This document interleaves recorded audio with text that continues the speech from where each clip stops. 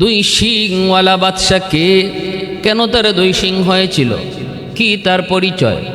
2 নম্বর প্রশ্ন হলো রূহ কি জিনিস। 3 নম্বর প্রশ্ন হলো আসহাবে কাহাফ কারা, গুহাবাসী কারা, কেন তারা গুহায় আশ্রয় নিয়েছিল, যাদেরকে আল্লাহ পাক এক ঘুমে 309 বছর ঘুম পাড়ায় রাখছিলেন। এই 3 প্রশ্ন শোনার পর নবীজি তিনি তো আশ্চর্য হওয়ার কিছুই নাই, কারণ আমার আপনার নবী নিজের থেকে কিছুই তো বলেন না, যা বলেন সব আল্লাহর পক্ষ থেকে বলেন। অতএব পৃথিবীতে এমন কোনো প্রশ্ন, এমন কোনো ঘটনা থাকতে পারে না যা আমার আল্লাহ পাকের জানা নাই। রসুল তো ভয় পাওয়ার কিছুই নাই।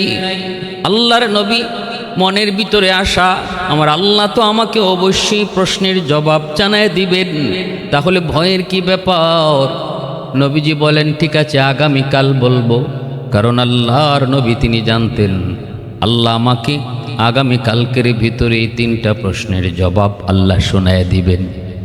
3 প্রশ্নের জবাব আমার আল্লাহ আমাকে জিব্রাইল মারফতে জানাবেন। কিন্তু নবীজি বলছেন আগামীকাল বলবো, ইনশাআল্লাহ এই শব্দটা বলতে রসুল ভুলে গেলেন। অর্থাৎ আমার আল্লাহ যদি চায় তাহলে আগামীকাল বলবো, এই ইনশাআল্লাহ শব্দ বলতে রসুল ভুলে গেলেন।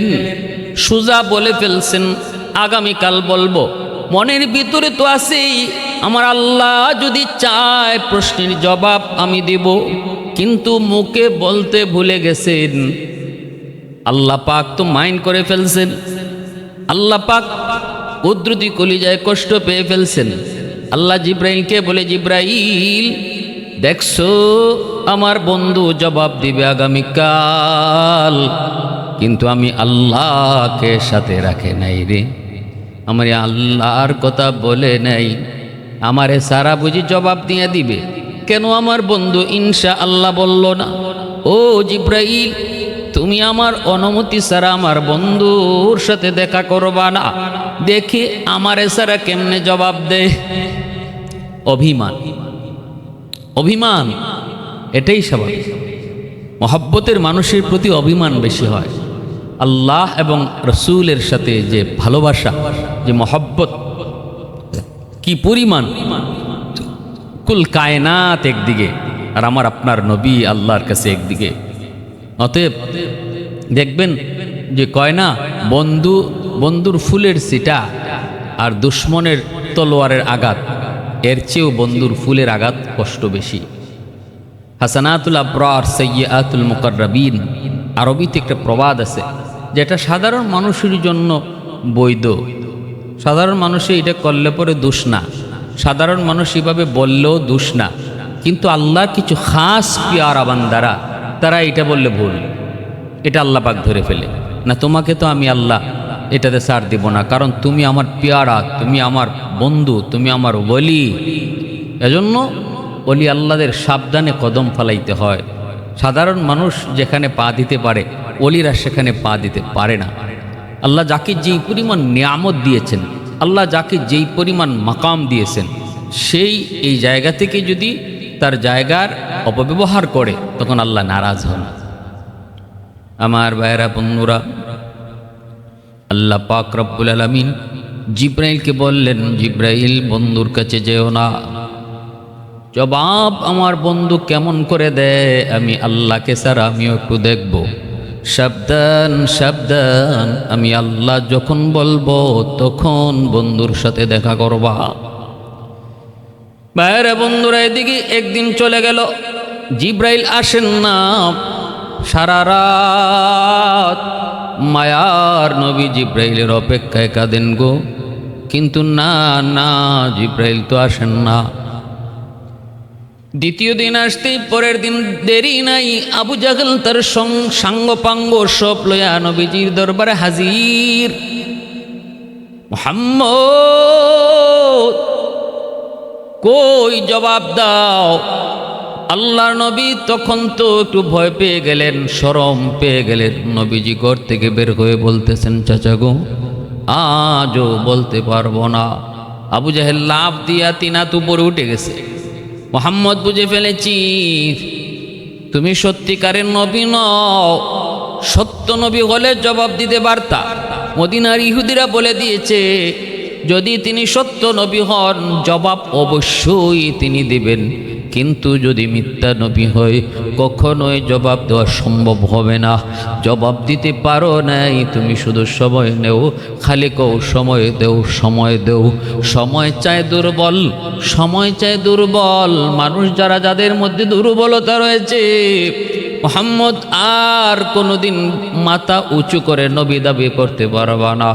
এই বলে আবু জাহেল তার সঙ্গদেরকে নিয়ে নাচতে নাচতে মক্কার অলিগলিতে রটাইতে শুরু করলো। মুহাম্মদ 3 প্রশ্নের জবাব দিতে পারে নাই। মদিনার ইহুদিরা যেই 3টে প্রশ্ন শিখিয়ে দিয়েছিল সেই প্রশ্নের জবাব মুহাম্মদ দিতে পারে নাই। অতএব মুহাম্মদ সত্য নবী নয়, মুহাম্মদ সত্য নবী নয়। নাউযুবিল্লাহি মিন যালিক। এইভাবে মক্কার অলিগলিতে নবীজির বিরুদ্ধে অপবাদ শুরু করতে লাগলো। চতুর্দিকে নবীজির বদনাম, নবীজির সমালোচনা। আল্লাহর নবী ঘর থেকে বের হন না। দ্বিতীয় দিন চলে যায়, রসুল অপেক্ষায় গো, জিব্রাইল আসবে, কিন্তু জিব্রাইল তো আসে না। তৃতীয় দিন চলে যায়, জিব্রাইল আসবে, কিন্তু জিব্রাইল তো আসে না। আল্লাহ পাক তো অভিমান করে আছেন। আল্লাহ তো বন্ধুর প্রতি অভিমান, বন্ধুর প্রতি অভিমান করেছেন, জিব্রাইল আসেন না। এইভাবে একাধারে 14টা দিন চলে গেল। মক্কার অলিগলিতে নবীজির বিরুদ্ধে সমালোচনা, যেখানে যায় সেখানেই নবীর নিয়ে আলোচনা। মানুষেদের মুখে মুখে শুধু একই কথা, মুহাম্মদ সত্য নবী হলে জবাব দিতে পারবে না কেন? আল্লাহর পক্ষ থেকে যদি প্রেরিত নবী হয় তাহলে আল্লাহ তো তার সব প্রশ্নের জবাব শিখিয়ে দেওয়ার কথা। যদি তিনি জবাব দিতে না পারে তাহলে বোঝা গেল আল্লাহর সাথে কোনো সম্পর্ক নাই, মালিকের সাথে কোনো সম্পর্ক নাই। নবীজি তো ঘুম নাই, আল্লাহর নবীর খানা নাই, পানি নাই ঠিক মতো, রসুলের ঘুম নাই, চোখ দিয়ে দৌড় দৌড় করে পানি পড়ে। এইভাবে 14 দিন চলে গেল। জিব্রাইল আমিন আল্লাহ পাকের কাছে সামনে যায়, জিব্রাইল কান্দে। আল্লাহ কয় জিব্রাইল কান্দো কেন? জিব্রাইল কয় আল্লাহ গো, তুমি কি একটু ভাবো নাই তোমার বন্ধু কেমনে দিন কাটায়, কেমনে রাত কাটায়? মক্কার অলিগলি সব জায়গায় সমালোচনা, চোখের পানি জোরে জোরে রাত কাটায়, দিন কাটায় যে বন্ধু, সে বন্ধুর প্রতি কি একটু মায়া হয় না গো মালিক? আমি জিব্রাইল কান্দি এজন্য, আমি যে জিব্রাইল তোমার বন্ধুর সাথে সাক্ষাৎ না করলে আমার মন শান্ত থাকে না। আজকে একদিন 2 দিন নয়, সপ্তাহ নয়, চলে যায় 2 সপ্তাহ, 14 দিন আমি জিব্রাইল আপনার বন্ধুকে দেখি না গো আল্লাহ, কেমনে আমি সহ্য করি? জিব্রাইল আমিন আল্লাহ পাকের কাছে যখন চোখের পানি জড়ায় জড়ায় কাঁদতেছেন আর আল্লাহ দেখতেছেন বন্ধু কান্দে, আল্লাহ পাক তখন বলে জিব্রাইল তাহলে যাও, আমার বন্ধুরে আর কষ্ট দেই না, যাও তাড়াতাড়ি যাও। আর যাওয়ার সময় আমার বন্ধুর জন্য একটা উপহার নিয়ে যাও। যে বন্ধুরে কইও কেন আমি অভিমান করেছিলাম, ইনশা আল্লাহ না বলার কারণে অভিমান করেছি, আর তার উম্মতকে ইনশাআল্লাহ বলার সবক দেওয়ার জন্য বন্ধুরে কান্দাইছি। কারণ উম্মত যেন এই ঘটনা মনে রাখে, তারাও যেন ভবিষ্যতের কোনো কাজ করবে বলে ইনশাআল্লাহ বলতে ভুলে না যায়। এজন্য আমার বন্ধুরে আমি কষ্ট দিয়েছি। এবার তুমি যাও, বন্ধুকে যায় খুশি করো। আর শোনো, আমার বন্ধু কেমনে খুশি হবে? 3টা প্রশ্নের জবাব তো নিবাই নিবা, আর বন্ধুর উম্মতের জন্য একটা খুশখবর নিয়ে যাবা। যা বইল তার উম্মত যদি ভবিষ্যতের কোনো কাজ করার জন্য ইনশাআল্লাহ বলে কথা দে, তাহলে সেই কাজটা সমাধা করার জিম্মাদার আমি আল্লাহ নিজে। কাদিরে কুদরতদারি, কাদিরে কুদরতদারি বরকামাল, আনতা রব্বি আনতা হাসবি যুল জালাল, আনতা রব্বি আনতা হাসবি যুল জালাল। ইয়ার আগার ইয়ার নাবাশদ, ইয়ার হরগিজ ইয়ার নেস, গোলাগর খুশবু নাবাশদ, কাবিলে গুলজার নেস, গোলাগর খুশবু নাবাশদ, কাবিলে গুলজারনে। আমার বন্ধুরা, আমি কত মায়া করি যে একটু কয়, আমার আপনার নবীর প্রতি আল্লাহ পাকের ভালোবাসা কি পরিমাণ, কি পরিমাণ মহব্বত। কোরআনুল কারীমের ভিতরে আল্লাহ পাক অসংখ্য নবীকে নাম ধরে ডাক দিয়েছেন। আল্লাহ পাক বলেছেন, ইয়া আদম, ইয়া আদম উসকুন আনতা ওয়া যাওজুকাল জান্নাহ। আল্লাহ বলেছেন ইয়া নূহ, আল্লাহ বলেছেন ইয়া মূসা, আল্লাহ বলেছেন ইয়া ইব্রাহিম, আল্লাহ বলেছেন ইয়া ইয়াহইয়া খুযিল কিতাবা বিকুওয়া ওয়া মা তিলকা বিয়ামিনিকা ইয়া মূসা। কিন্তু কোরআনুল কারীমের কোথাও আল্লাহ পাক তার বন্ধুকে নাম ধরে ডাক দেয় নাই, কোথাও আল্লাহ বলে নাই ইয়া মুহাম্মদ। আল্লাহ বলেছে ইয়া আইয়ুহান নবী, ইয়া আইয়ুহার রাসূল, ইয়া আইয়ুহাল মুযাম্মিল, ইয়া আইয়ুহাল মুদ্দাসসির। আল্লাহ বলেছেন, ওগো আমার পেয়ারা নবী, ওগো আমার পেয়ারা রাসূল, ওগো আমার চাদর মুড়ি দিয়া শুনেওয়ালা নবী। রসুল চাদর মুড়ি দিয়ে ঘুমাই রয়েছে, আল্লাহ ডাক দিয়ে কয়, ও চাদরওয়ালা নবী। আল্লাহ পাক এত মায়া করে আমার আপনার নবীরে ডাক দিয়েছেন, এত মায়া, তো মহব্বত। এজন্য মহব্বতের ভিতরে অভিমানটাও থাকে বেশি। আল্লাহ কয়, জিব্রাইল যাও, আর কষ্ট দেব না বন্ধুরে, যায় কইও তার উম্মত যদি ভবিষ্যতের কোনো কাজ করার ক্ষেত্রে ইনশাআল্লাহ কইয়া আমি আল্লাহকে সাথে রাখে, তাহলে ওই কাজটা উঠায় নেওয়ার জিম্মাদারি আমি আল্লাহ নিজে। সুবহানাল্লাহ, হামদিহি সুবহানাল্লাহ। 14 দিনের মাথায় মায়ার নবী তাহাজ্জুদের সময় দরজায় নক করলেন জিব্রাইল। মায়ার নবী দিলটা যেন চমকে উঠল, কে যেন দরজায় নক করলো গো। রসুল তাড়াহুড়া করে দরজা খুলে দেখেন জিব্রাইল দাঁড়ায় রয়েছে। নবীজি যেই মাত্র জিব্রাইলকে আমিনকে দেখলেন, নবীজির চোখ থেকে দর দর করে পানি পড়ে, যেন চোখের পানির বাঁধ ভেঙ্গে গেল গো। জিব্রাইলও দর দর করে কাঁদতেছে, নবীও কান্দেন, জিব্রাইলও কান্দে। আল্লাহ নবী কান্দে আর কয়, জিব্রাইল কোথায় ছিলে এতদিন, কেন তুমি আসো নাই, কি আমি ভুল করেছি? জিব্রাইল কয়, নবী গো, আমার আপনি রাগ কইরেন না, গোসা কইরেন না গো নবী, আমি আপনার উপরে নারাজ না, আমার সাথে আপনার বিষয় না, আমি তো আসতেই চাই, আমি তো আপনার সাথে দেখা করার জন্য পাগল।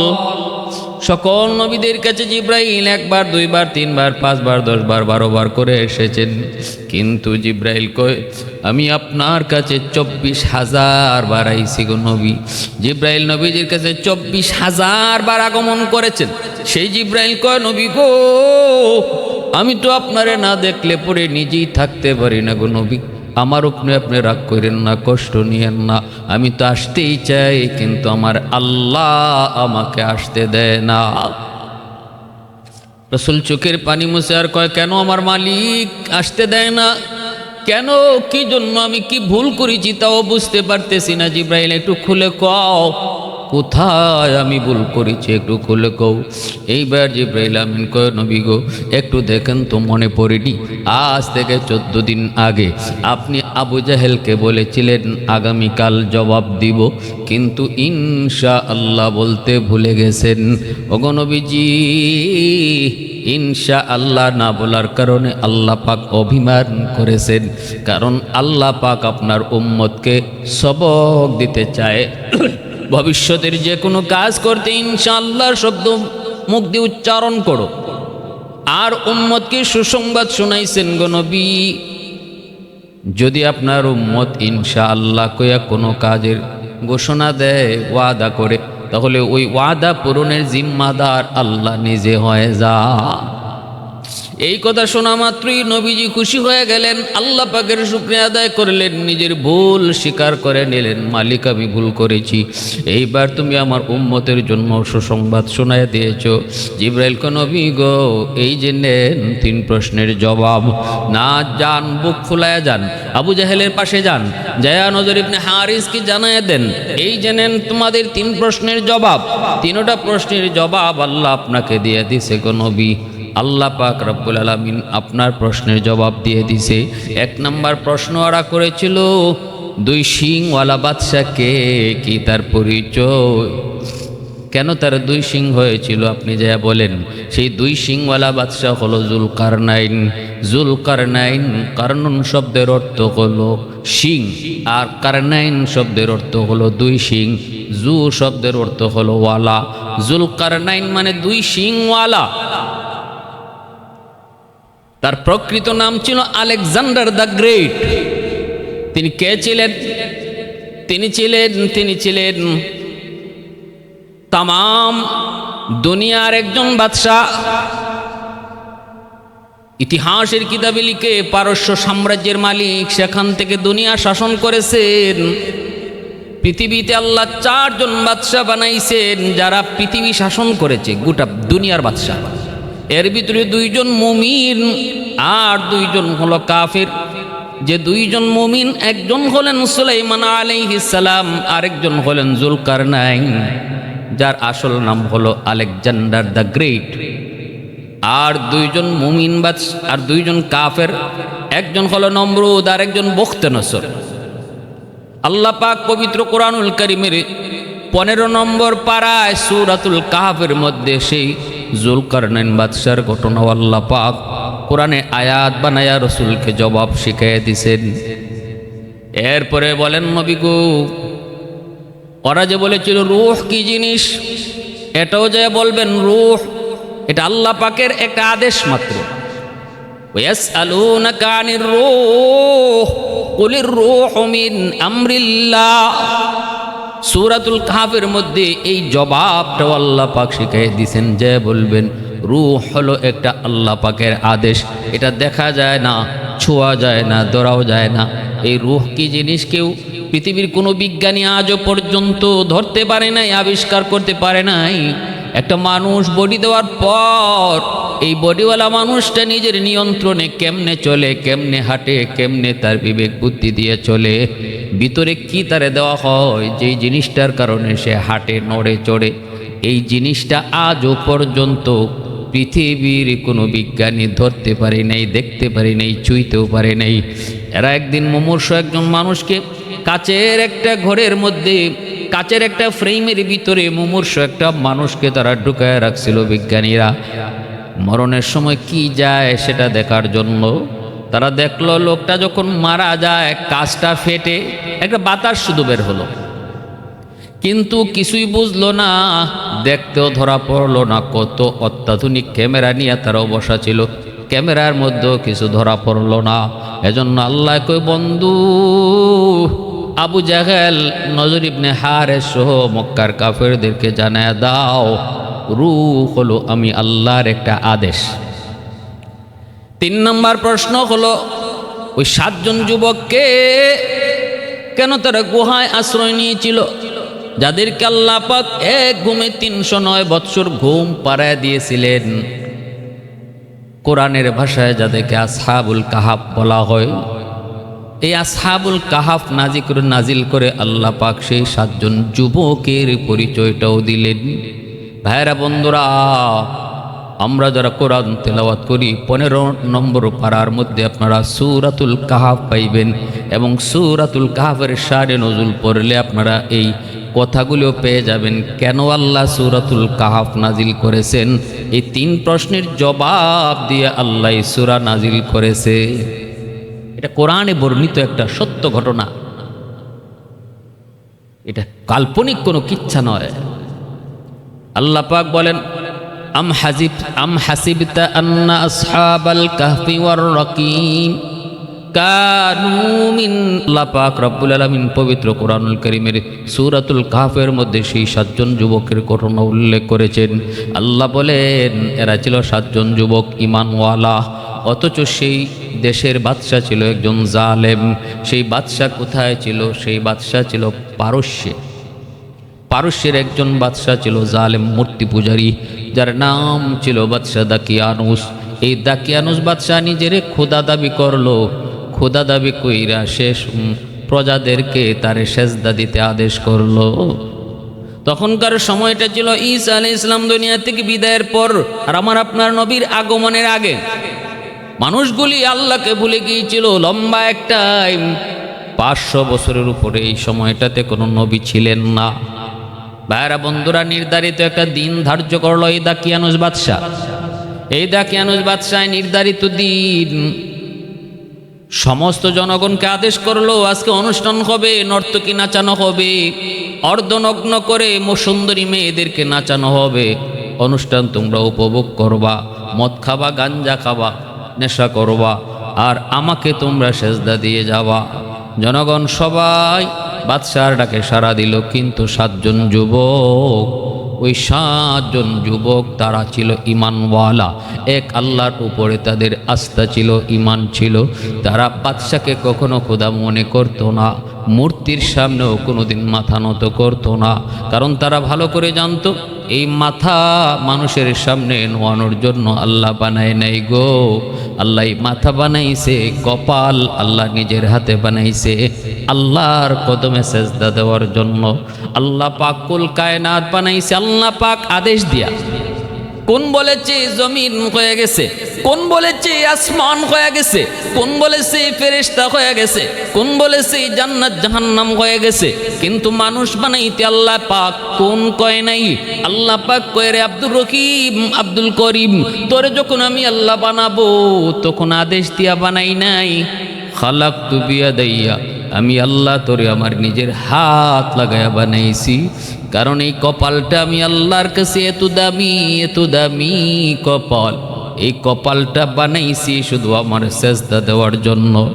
অতএব যুবক, এই কপাল গায়রুল্লাহর সামনে দেওয়ার জন্য আল্লাহ বানায় নাই, কপাল মূর্তির সামনে দেওয়ার জন্য আল্লাহ বানায় নাই, ওই কপাল মাজারে সেজদা দেওয়ার জন্য আল্লাহ বানায় নাই, ওই কপাল পীরের কদমে সেজদা দেওয়ার জন্য আল্লাহ বানায় নাই। কপাল আল্লাহ বানাইছে শুধু আল্লাহর কদমে, কুদরতি কদমে সেজদা দেওয়ার জন্য। 7 জন যুবক তারা ছিল আল্লাহ পাগল, তারা ভালো করে জানতো না না, জীবন যাবে যাবে, তবু ঈমান দেওয়া যাবে না। যদি জিহাদ মাঠে মাগো মৃত্যু হয়, যদি জিহাদ মাঠে মাগো মৃত্যু হয়, তোমার চোখে যেন জল ঝরে না। যদি জিহাদ মাঠে মাগো মৃত্যু হয়, তোমার চোখে যেন জল ঝরে না। কিয়ামতে পরিচয় দেবে তুমি আল্লাহ, আমি শহীদের মা। যদি জিহাদ মাঠে মাগো মৃত্যু হয়, তোমার চোখে যেন জল ঝরে না। ওই শোনো ডাকছে দিনের পথিক, হাত তুলে আমাকে দোয়া করে দাও। জিহাদি রক্তে হব রাঙ্গা, কিয়ামতে পরিচয়, কিয়ামতে দেখা হবে প্রতিকানা।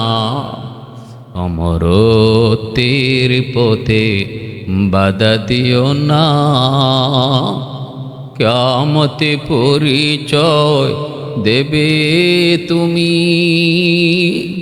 আল্লাহ, আমি শহীদের মা। যদি জিহাদ মাঠে মাগো মৃত্যু হয়, তোমার চোখে যেন জল ঝরে না। 7 জন যুবককে বাদশাহ গ্রেপ্তার করে দরবারে হাজির করলো, কারণ তারা রাজ্য ছেড়ে পাহাড়ে গিয়া তারা একান্তে বসা। বাদশার এই কুকীর্তি তাদের ভালো লাগে না, বাদশার এই আয়োজন তাদের ভালো লাগে না। পাহাড়ের মধ্যে একে একে 7 জন যুবক, কারো সাথে কারো পরিচয় নাই। একজন সাহস করে যায়, জিজ্ঞেস করে, ভাই তুমি এখানে কেন এসেছো, কি জন্য এসেছো? সবাই তো আজকে আমোদ প্রমোদের মধ্যে লিপ্ত, সুন্দরী নায়িকা, সুন্দরী নারীদের আজকে আয়োজন। কোন যুবক চায় না? যৌবন কালটা তো পাগলামির বয়স, যৌবনে তো গুনাহ করতে মন চায়, এগুলাই তো চাহিদা বেশি। তুমি এখানে কেন দাঁড়ায় আছো, তুমি এখানে কেন এসেছো? তখন যুবক ভয়ে কিছু কয় না, শুধু এতটুকু কয়, আমার ভালো লাগে না। কও না ভাই, কেমনে কয়? যদি সে আবার বাদশার গুপ্তচর হয়, মনের কথা কেমনে কয়? 7 জন যুবকই আবার 7 জন মন্ত্রীর ফুলা। এই যে জালেম বাদশা দাকিয়ানুস, তার 7 জন মন্ত্রীর ফুলাই 7 জন। কেমনে কয়, কি জন্য কয়? এক পর্যায়ে সাহস করে বলে ফেললো, ভাই এত প্রশ্ন করো কেন? তবে শোনো, কি হয় না হয় জানি না, তবে আমি মনে করি কপাল আমার আল্লাহর সামনে ছাড়া কারো সামনে ঝুঁকবে না। যিনি আমাকে আপনাকে কায়নাত সৃষ্টি যিনি করেছেন, যিনি খালিক, যিনি মালিক, তার সামনেই শুধুই কপাল ঝুঁকবে। বাদশাহ কোনোদিন আমাদের খোদা হতে পারে না। এজন্য আমি চলে এসেছি। সাথে সাথে ওই ভাইটা জড়ায়, বুকে জড়ায় আঞ্জা দিয়ে কই, ভাই আমার বুকে আয়, বুকে আয়। আমিও তো এই নিয়ত, এই চিন্তা করেই দূরে সরে এসেছি। আবার পাশের জনে আওয়াজ শুনলো, সেও বুকে জড়ায় নিয়ে কয়, ভাই আমার বুকে আয়। আমিও তো একই চিন্তা নিয়ে পাহাড়ে চলে এসেছি। এইভাবে 7 জন বন্ধু, 7 জন যুবক, তারা একে অপরের বন্ধু হয়ে গেল। 7 জনের চিন্তা চেতনা এক, তারা এক আল্লাহতে বিশ্বাসী, এক আল্লাহতে বিশ্বাসী। এইদিকে বাদশার দরবারে খবর রটে গেল, মন্ত্রী 7 জন মন্ত্রী, 7 পোলা আজকে এই দরবারে নাই, এই অনুষ্ঠানে তারা নাই। গুপ্তচর পাঠাইয়া তাদেরকে পাহাড় থেকে ধরে নিয়ে গেল। বাদশাহ যায় কয়, কি ব্যাপার, তোমরা আজকে আসলা না কেন? আমারে সাজদা করো। 7 জন যুবক কয়, অসম্ভব, কপাল আল্লাহ বানাইছেন, যিনি বানাইছেন তার কদমেই শুধু সেজদা দিব। এই কপাল তুমি বানাও নাই, কপাল যিনি বানাইছেন তার সামনে শুধু এই কপাল টেকবো, আর কারো সামনে কপাল নোয়াবো না। বাদশাহ তো অবাক হয়ে গেল, তোদের কি সবক দিল কে? এত বড় সাহসী বা পাইতেছো কেমনে? তোমাদের বাবারা কিন্তু আমার মন্ত্রী, 2 দিন পরে তারা মরে যাবে, মন্ত্রিত্ব তোমাদেরই চালাইতে হবে। এত বড় দুঃসাহস করবি না, এত বড় নিজের সর্বনাশ ডেকে আনবি না। এখনো সুযোগ দিলাম, তোরা একটু বোঝ, 1 দিন টাইম দিলাম, 1 দিনের ভিতরে তোমরা সিদ্ধান্ত পাল্টায়া আমার পায়ে তোমরা সেজদা দাও। বাদশাহ এই আদেশ দিয়া 7 জন যুবককে 1 দিনের আলটিমেটাম দিয়া ছেড়ে দিল। এইবার 7 জন যুবক কয়, জীবন যাবে যাবে, কিন্তু আল্লাহ ছাড়া কারো সামনে মাথা নোয়ানো যাবে না। তাহলে বাদশাহ তো আমাদেরকে মেরে ফেলবে, কি করা যায়? কয়, চলো আমরা এই দেশ থেকে হিজরত করি, এই দেশেই থাকবো না। 7 জন যুবক সিদ্ধান্ত নিল, ইমান দেব না, প্রয়োজনে দেশ ছাড়ব। ইমানদার মনে রাখবা, তোমার ইমানের পাওয়ার সারা দুনিয়া যদি এক পাল্লায় রাখা হয়, ইমানদারের ইমানের পাল্লা এক পাল্লায় রাখা হয়, দুনিয়ার পাল্লার চেয়ে ইমানের পাল্লা ভারী হবে। ইমানদারের ইমান যতদিন মজবুত থাকবে, ইমানদারের ইমান এতটাই মজবুত রাখতে হবে, পাহাড় টলবে, ইমান টলবে না। ততদিন ইমানদারের সাথে আল্লাহর সাহায্য থাকবে, আল্লাহ পাকের মদত থাকবে, আল্লাহর গাইবী মদত তার সাথে থাকবে। আর যদি তুমি ইমান সরাইলাও লোভে পইরা, যেমন বাদশাহ তারে লোভ দেখাইছে, মন্ত্রিত্ব দিব, নারী দিব, বাড়ি দিব, গাড়ি দিব, টাকা দিব, যা লাগে তোমরা তা পাবা, কিন্তু ইমান বিক্রি করো, আমাকে তোমরা সেজদা করো। কিন্তু যুবক তারা আল্লাহর উপরে কতটা আল্লাহর প্রেম, ইমানের উপরে কতটা মজবুত। এজন্য আল্লাহ কয়, ইন্নাহুম ফিতিয়াতুন আমানু বিরব্বিহিম ওয়াজিদনাহুম হুদা। পবিত্র কোরআনের সূরাতুল কাহফে আল্লাহ বলেন, জানো বন্ধু, এরা এমন 7 জন যুবক ছিল। হে যুবক, আজকে তোমার মতো একজন যুবকের প্রশংসা করতেছে আল্লাহ কোরআনে। একদম পরিষ্কার আল্লাহ এইভাবে বলতেছে, এরা কারা? এরা 7 জন যুবক। যুবক কই আল্লাহ প্রশংসা করতেছে, এরা ইমানের উপরে এত মজবুত ছিল। কোনো ধরনের নারীর লোভ, টাকার লোভ, ক্ষমতার লোভ তাদের ইমান থেকে সরাইতে পারে নাই, তাদের আমল নষ্ট করতে পারে নাই, তাদের চরিত্র নষ্ট করতে পারে নাই। কারণ একজন মুমিনের ইমান তখনই দুর্বল হয় যখন তার চরিত্র নষ্ট হয়। চরিত্র নষ্ট হলেই তার ইমান দুর্বল হয়। আর এই চরিত্র নষ্ট করার জন্যই ইহুদিরা যুগ যুগ ধরে নারীর ফাঁদে মুসলিম যুবকদেরকে ফালায়, সুন্দরী নারীর ফাঁদে ফালায়, আজকে ফালাইতেছে।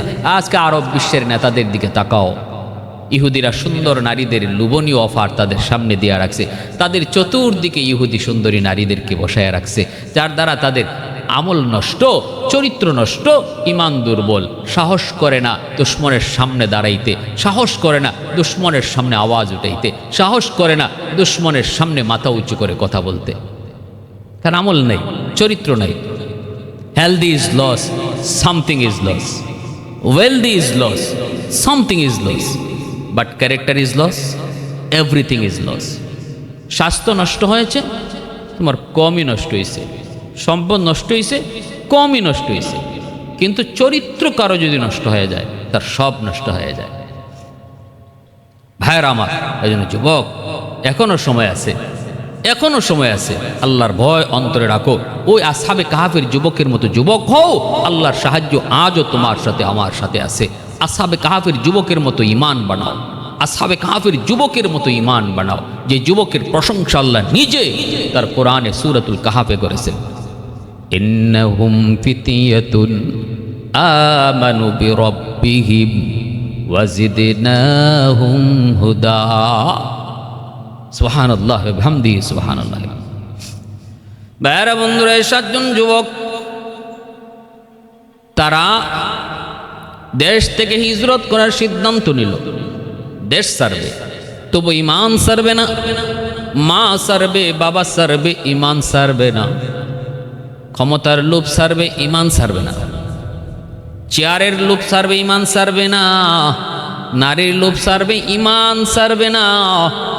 এই সিদ্ধান্ত নিয়ে 7 জন যুবক যখন এলাকা ছেড়ে তারা বের হয়, এলাকা ছেড়ে বের হয় সন্ধ্যার সময়। বের হওয়া মাত্রই তারা দেখতে পেল একটা কুকুর তাদের সঙ্গ নিছে।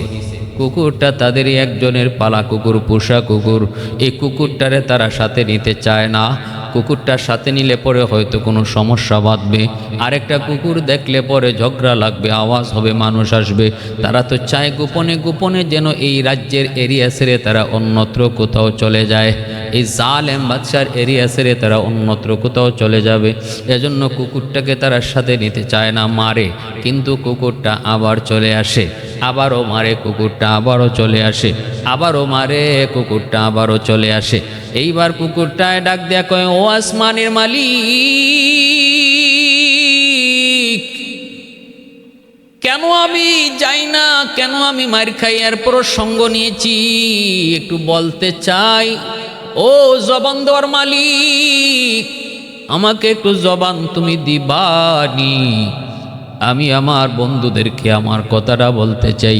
সাথে সাথে আল্লাহ পাক কুকুরের জবান খুলে দিয়েছে। কাদিরে কুদরত দারি হরচে খাহি আকনি, মুর্দা রাজা হাম তো বখশি, জিন্দারা বেজাকুনি। কাদিরে কুদরত দারি বরকামাল, আন্তা রব্বি আন্তা হাসবি যুল জালাল, আন্তা রব্বি আন্তা হাসবি যুল জালাল। قل اللهم مالك الملك تؤتي الملك من تشاء وتنزع الملك ممن تشاء وتعز من تشاء وتذل من تشاء وتذل من تشاء بيدك الخير إنك على كل شيء قدير। সকল ক্ষমতার মালিক হলেন আল্লাহ, সব ক্ষমতার মালিক আল্লাহ। আল্লাহ যা চায় তা করে, আমরা যা চাই তা পারি না। আল্লাহ যা চায় তা পারে, আমরা যা চাই তা হবে না, আল্লাহ যা চায় তা হবে। মাখলুক যা চায় তা হয় না, আল্লাহ খালিক যা চায় তাই হয়। আল্লাহ কুকুরের জবান খুলে দিছে। আল্লাহ চাইলে মানুষের জবান বন্ধ করতে পারে, আল্লাহ চাইলে গাছের জবান খুলে দিতে পারে, আল্লাহ চাইলে সুস্থ একটা মানুষের জবান মুহূর্তে বন্ধ কইরা একটা হাইওয়ানের জবান আল্লাহ খুলে দিতে পারে। এই ক্ষমতা আল্লাহর আছে। গাছের জবান আল্লাহ দিছে খুলে, পাথরের জবান আল্লাহ খুলে দিছে। অসংখ্য অগণিত ঘটনা রয়েছে। কি না পারে? মুসা আলাইহিস সালাম একদিন যাই বলতেছেন, আল্লাহ আল্লাহ মায়ের পেটে তুমি মানুষে বাচ্চারে খাওয়াও কি কইরা?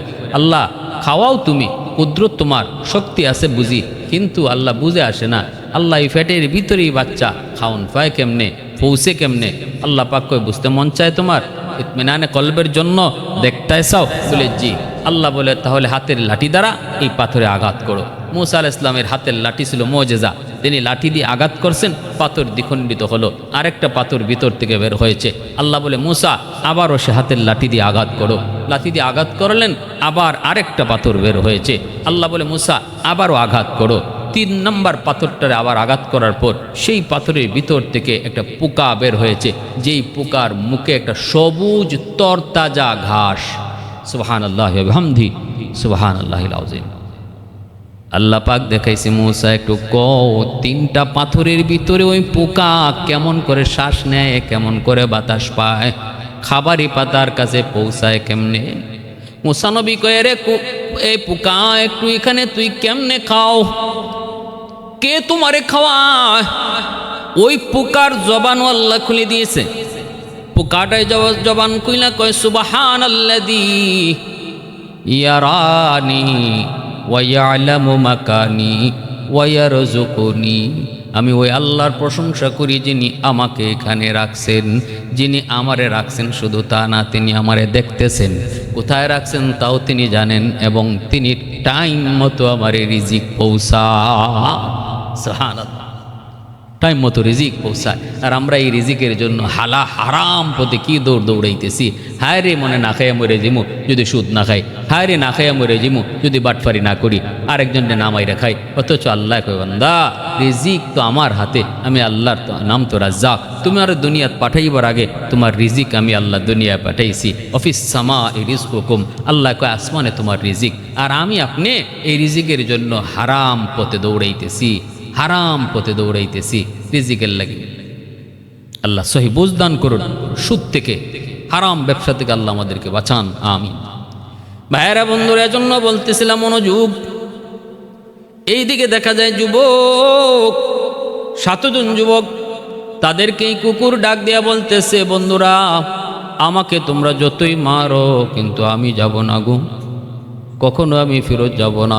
তোমরা যে নিয়তে বের হয়েছো আমিও এই নিয়তে তোমাদের সঙ্গ লইছি। আল্লাহ ছাড়া কেউ মালিক আর খালিক হতে পারে না। সেজদা লওয়ার মালিক একমাত্র তিনি, যিনি আসমান জমিন সব বানাইছেন। সেজদা লওয়ার অধিকার শুধু একমাত্র তার, যিনি কপাল বানাইছেন, তারই শুধু সেজদা দিব। অতএব এই জালেম বাদশার দরবারে আমিও থাকতে রাজি না। এই মুশরিক, এই জালেম, এই কাফের রাজ্যে আমিও থাকতে চাই না, আমাকেও তোমাদের সাথে নিয়ে চলো। এই আওয়াজ তারা কুকুরের মুখ থেকে শোনা মাত্রই 7 জন যুবক তারা অবাক হয়ে গেল। কয় তাহলে আর কুকুরকে মাইরোনার সাথে নিয়ে চলো। এইবার তারা 7 জন কুকুর সাথে লইয়া তারা রওনা দিল। সারা রাত চলতে চলতে ফজর হয়ে যাবে। ওই মুহূর্তে তারা চিন্তা করলো একটু পরেই যদি রৌদ্র উঠে যায়, যদি রৌদ্র উঠে যায় গো, মানুষজন আমাদেরকে দেখে ফেলবে। এখনো জালেমের সীমানা আমরা পার হই নাই, ধরা পড়ে যাব রৌদ্রে, ধরা পড়ে যাব দিনের আলোতে। অতএব তাড়াতাড়ি একটা গুহার ভিতরে ঢুকো, দিনটা আমরা গুহার ভিতরে লুকায় কাটাবো। আবার যখন সন্ধ্যা হবে আবার আমরা পথ চলা শুরু করব। সঙ্গী সাথীদের ভিতরে একজনে কয়, দোস্ত এখানে একটা গুহা আছে, আমি প্রায় এখানে একটা আমার উট রাখালি করি, আমি জানি ওই জায়গায় একটা গুহা আছে, চলো ওই গুহায় যাই আমরা আশ্রয় নেই। 7 জন যুবক এই গুহায় আইয়া ঢুকলো। কুকুরটা গুহার মুখের মধ্যেই দুটা পা ছড়াইয়া কুকুরটা বসে পড়ল। কুকুর তাদের পাহারাদার। আর 7 জন যুবক তারা ঢুকলো গুহায়। ঢুইকাই তারা কাপড় চোপড় পরিবর্তন করে বিশ্রামের জন্য একটু ঘুমায়।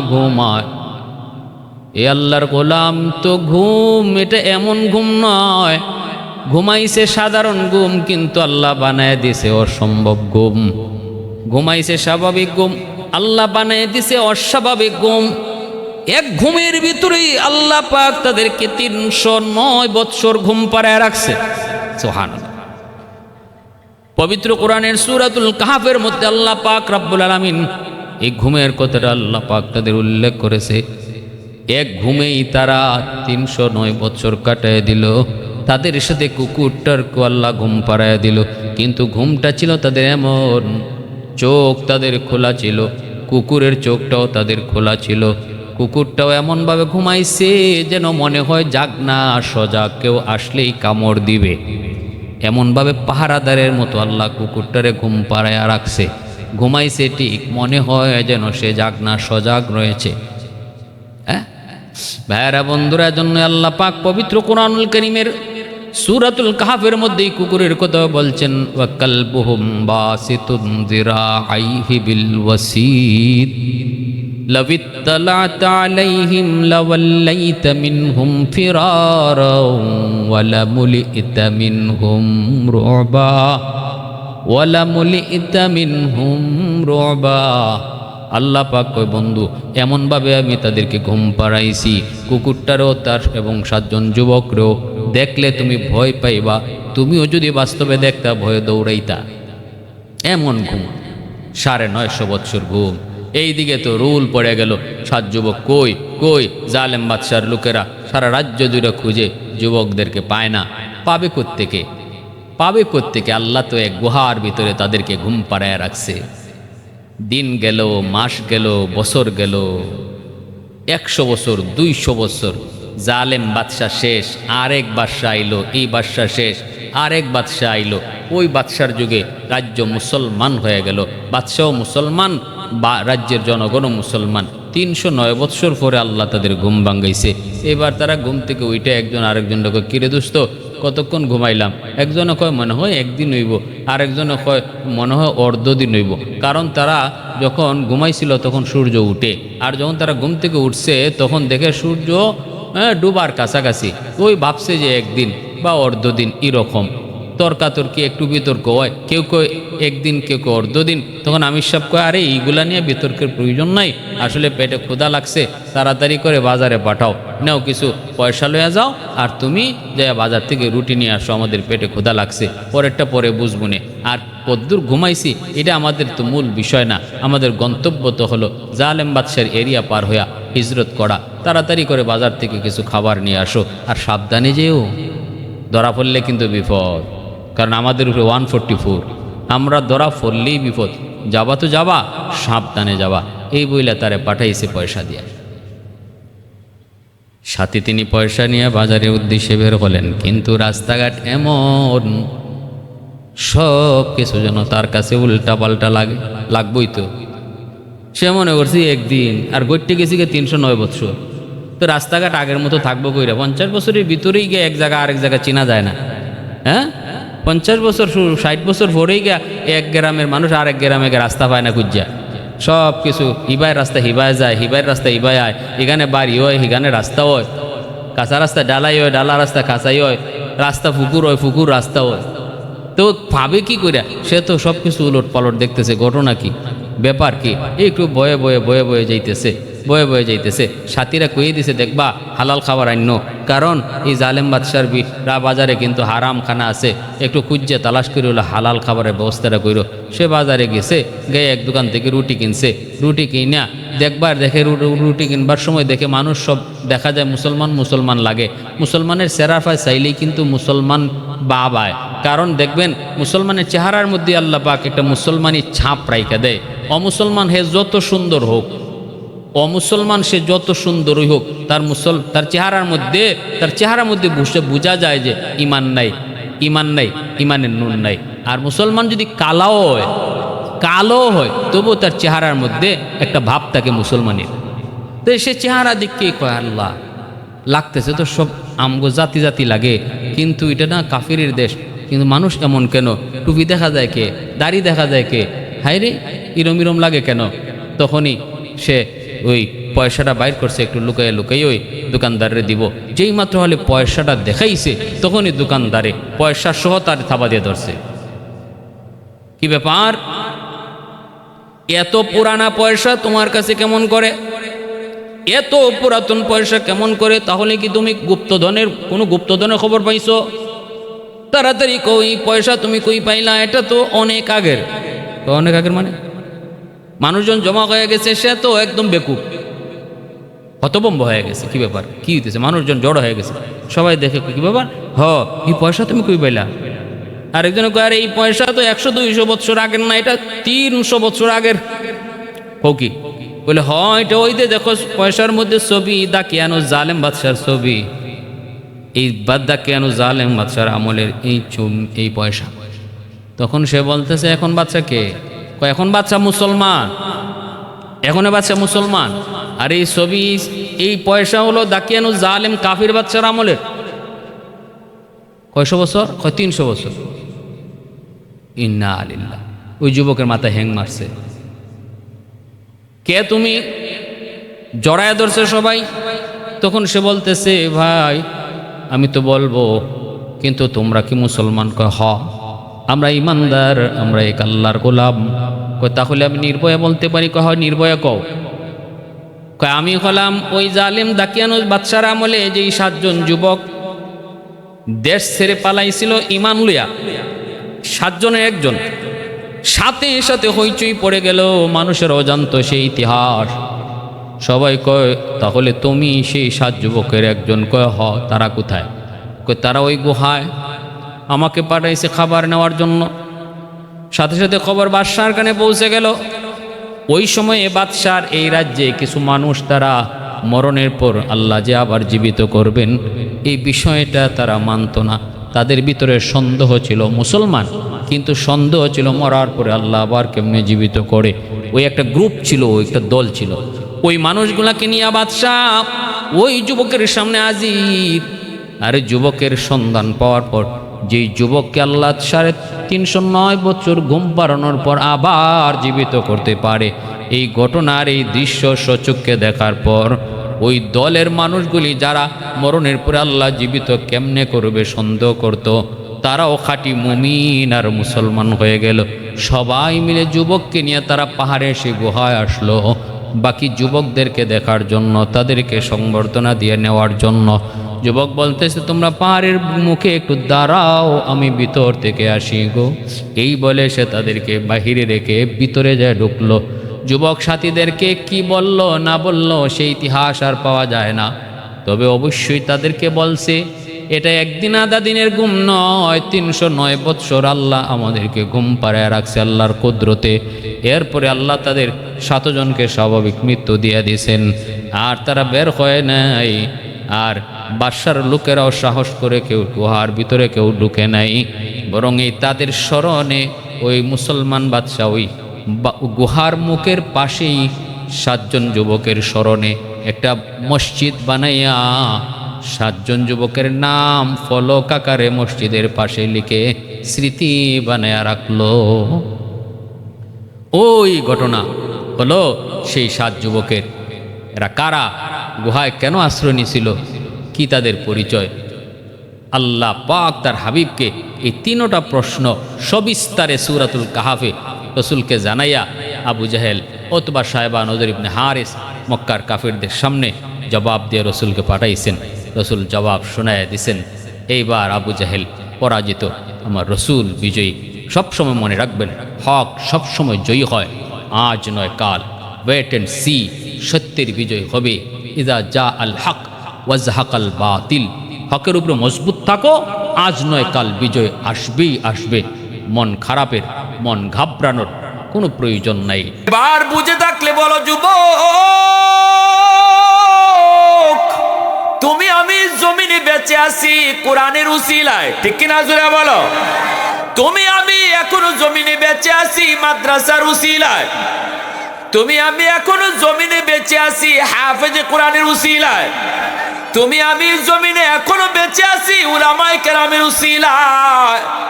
এই কথাটা আল্লাহ পাক রব্বুল আলামিন পবিত্র কোরআনের এই আয়াতের ভিতরে বলছেন।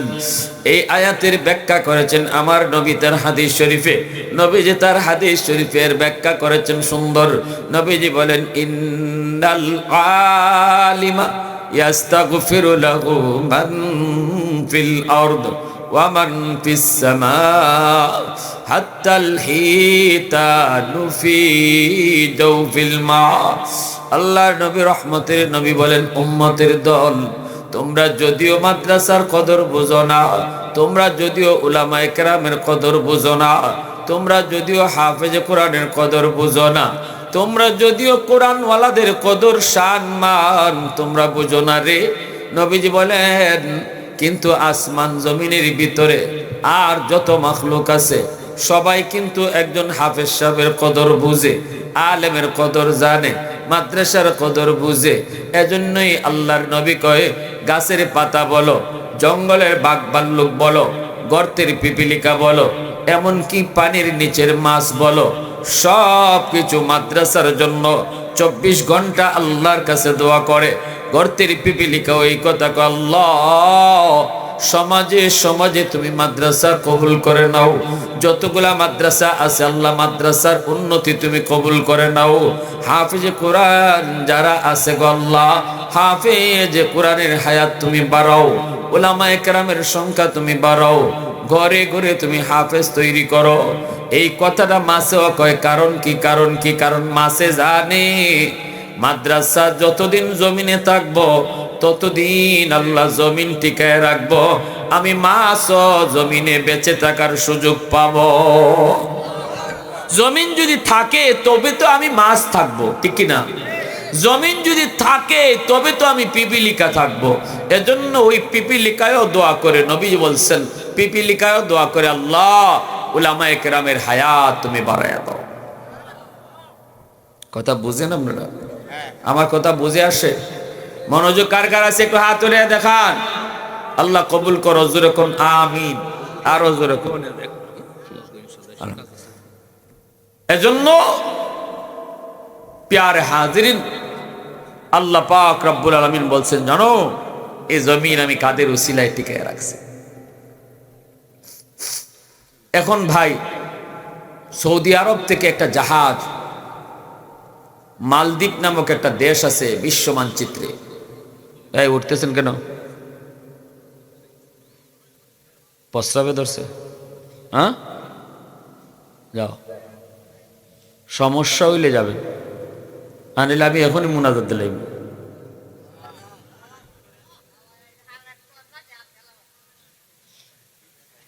একান্ত জরুরত যারা আছে কইবেন আমারে, হুজুর এক আঙ্গুল তুলবেন, আমি বুঝবো আপনার প্রস্রাবের ব্যাগ ধরছে, 2 আঙ্গুল উঠাইলে বুঝবো বাথরুমের ব্যাগ।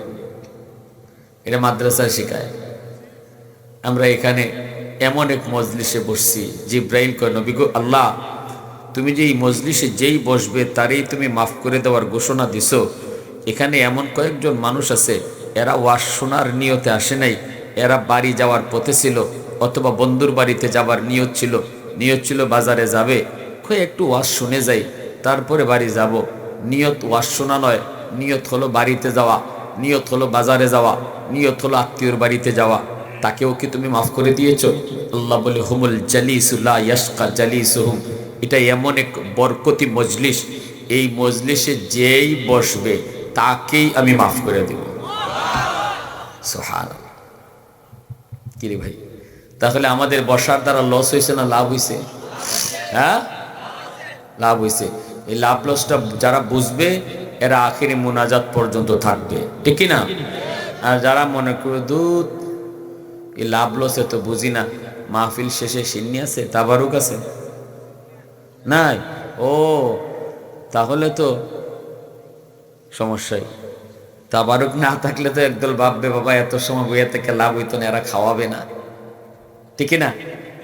এরা খাওয়াবে না, এজন্য একদল চলে যাবে। আমরা কি এখানে খাওয়ার নিয়তে আসছি না আল্লাহকে খুশি করার জন্য? আল্লাহকে খুশি করার জন্য কারা কারা আসছেন একটু হাত উঠে দেখান তো। আল্লাহ তুমি কবুল করো। সবাই বলে না আমিন, আরো জোরে বলে না আমিন। আমার ভাইয়েরা, বন্ধুরা, যুবক, মক্কা শরীফ থেকে একটা জাহাজ, মালদ্বীপ বিশ্ব মানচিত্রে একটা দেশ, এই বিশ্ব মানচিত্রে একটা দেশের নাম হলো মালদ্বীপ। এই ইকুটা একটু কমাও তো, একটু কমাই দাও। বিশ্ব মানচিত্রে একটা দেশের নাম হলো মালদ্বীপ। মালদ্বীপ নাম শুনছেন তো? এই মালদ্বীপ শহর, মালদ্বীপ শহরের পাশেই একটা সৌদি আরবের জাহাজ ডুবে গেল, সবগুলি যাত্রী মারা গেল। বাস্তব একটা ঘটনা শুনাইতেছি, শুনেন। ঘটনাটা আজকে থেকে প্রায় 350 বৎসর আগের ঘটনা। এই ঘটনাটা লিখছেন কেডা? বিশ্ববিখ্যাত পর্যটক আল্লামা ইবনে বতুতা। তিনি তার কিতাব রিহলাতে ইবনে বতুতা, এই কিতাবের ভিতরে তিনি উল্লেখ করেছেন, কি লিখছেন তিনি? কয়, শুধু আজ পৃথিবীর মানচিত্রে মালদ্বীপ হলো একটা মুসলিম দেশ, কিন্তু এক সময় এই দেশটা মুসলিম দেশ ছিল না। এই দেশটা ছিল হিন্দু দেশ, দেশটা ছিল মূর্তি পূজারীর দেশ। আল্লাহকে কেউ চিনত না, ইসলাম ধর্ম তারা জানত না। একজন হাফেজ কোরআনের উসিলায়, ছোট্ট একটা বাবু হাফেজ কোরআন, ওই হাফেজ কোরআনের উসিলায় আল্লাহ গোটা দেশটারে মুসলমান বানায় দিছে। এত আস্তে নি সুবহানাল্লাহ। পিছনে পিছনে মানুষ আওয়াজ দিয়ে সুবহানাল্লাহ বলে না ভাই, একটু আওয়াজ দিয়ে একসাথে বলেন সুবহানাল্লাহ, আরো জোরে সুবহানাল্লাহ। সুবহানাল্লাহ শব্দের অর্থ কি? আল্লাহ তুমি পাক। আমি যত আওয়াজ দিয়া বলবো আল্লাহ তুমি পাক, আল্লাহ তুমি পাক, আল্লাহ তত খুশি হইয়া আমাকে পাক বানায় দিব। যে যত বেশি আল্লাহকে পাক কইব আল্লাহ তারে তত তাড়াতাড়ি পাক বানায় দিব। তাহলে সুবহানাল্লাহ বলে লস না লাভ? জোরে বলতে রাজি আছি না ইনশাআল্লাহ? আবার আওয়াজ দিয়া বলেন সুবহানাল্লাহ, আলহামদুলিল্লাহ, আল্লাহু আকবার। আল্লাহ তুমি কবুল করো। এবার শুনেন, কেউ নড়াচড়া করবেন না, কোনো আওয়াজ নেই। জাহাজের সবগুলি যাত্রী মারা গেল, পানিতে ডুবে, জাহাজ ডুবে গেছে, মানুষ আর বাঁচবে কোত্থেকে? সব মরছে। কিন্তু ওই হাফেজ সাহেব, যার বয়স মাত্র 8 বছর, এই হাফেজে কোরআনকে আল্লাহ তার কুদরতে বাঁচিয়ে রাখছে। একজন হাফেজ, একজন আলেম। আজকে আপনাদের এলাকার এই মাদ্রাসা নুরানি তালিমুল কোরআন হাফেজিয়া মাদ্রাসা, এই মাদ্রাসা আমার আল্লাহর ভাষায় আপনাদের এই দৌলতপুর পশ্চিমপাড়া এলাকার জন্য আল্লাহ বলতেছেন এই মাদ্রাসা রহমত। কে বলছেন? জোরে বলেন। আল্লাহর কথা এটা। ওয়া নুনাজ্জিলু মিনাল কুরআন মা হুয়া শিফাউন ওয়া রাহমাতুল লিল মুমিনিন। এই মাদ্রাসারে যারা কদর করব, নিজের সন্তান দিয়া, টাকা পয়সা দিয়া, বুদ্ধি পরামর্শ দিয়া, সবচেয়ে বড় সহযোগিতা হলো নিজের সন্তানকে মাদ্রাসায় পড়ানো। সবচেয়ে বড় সহযোগিতা কি? নিজের সন্তানকে মাদ্রাসায় পড়ানো।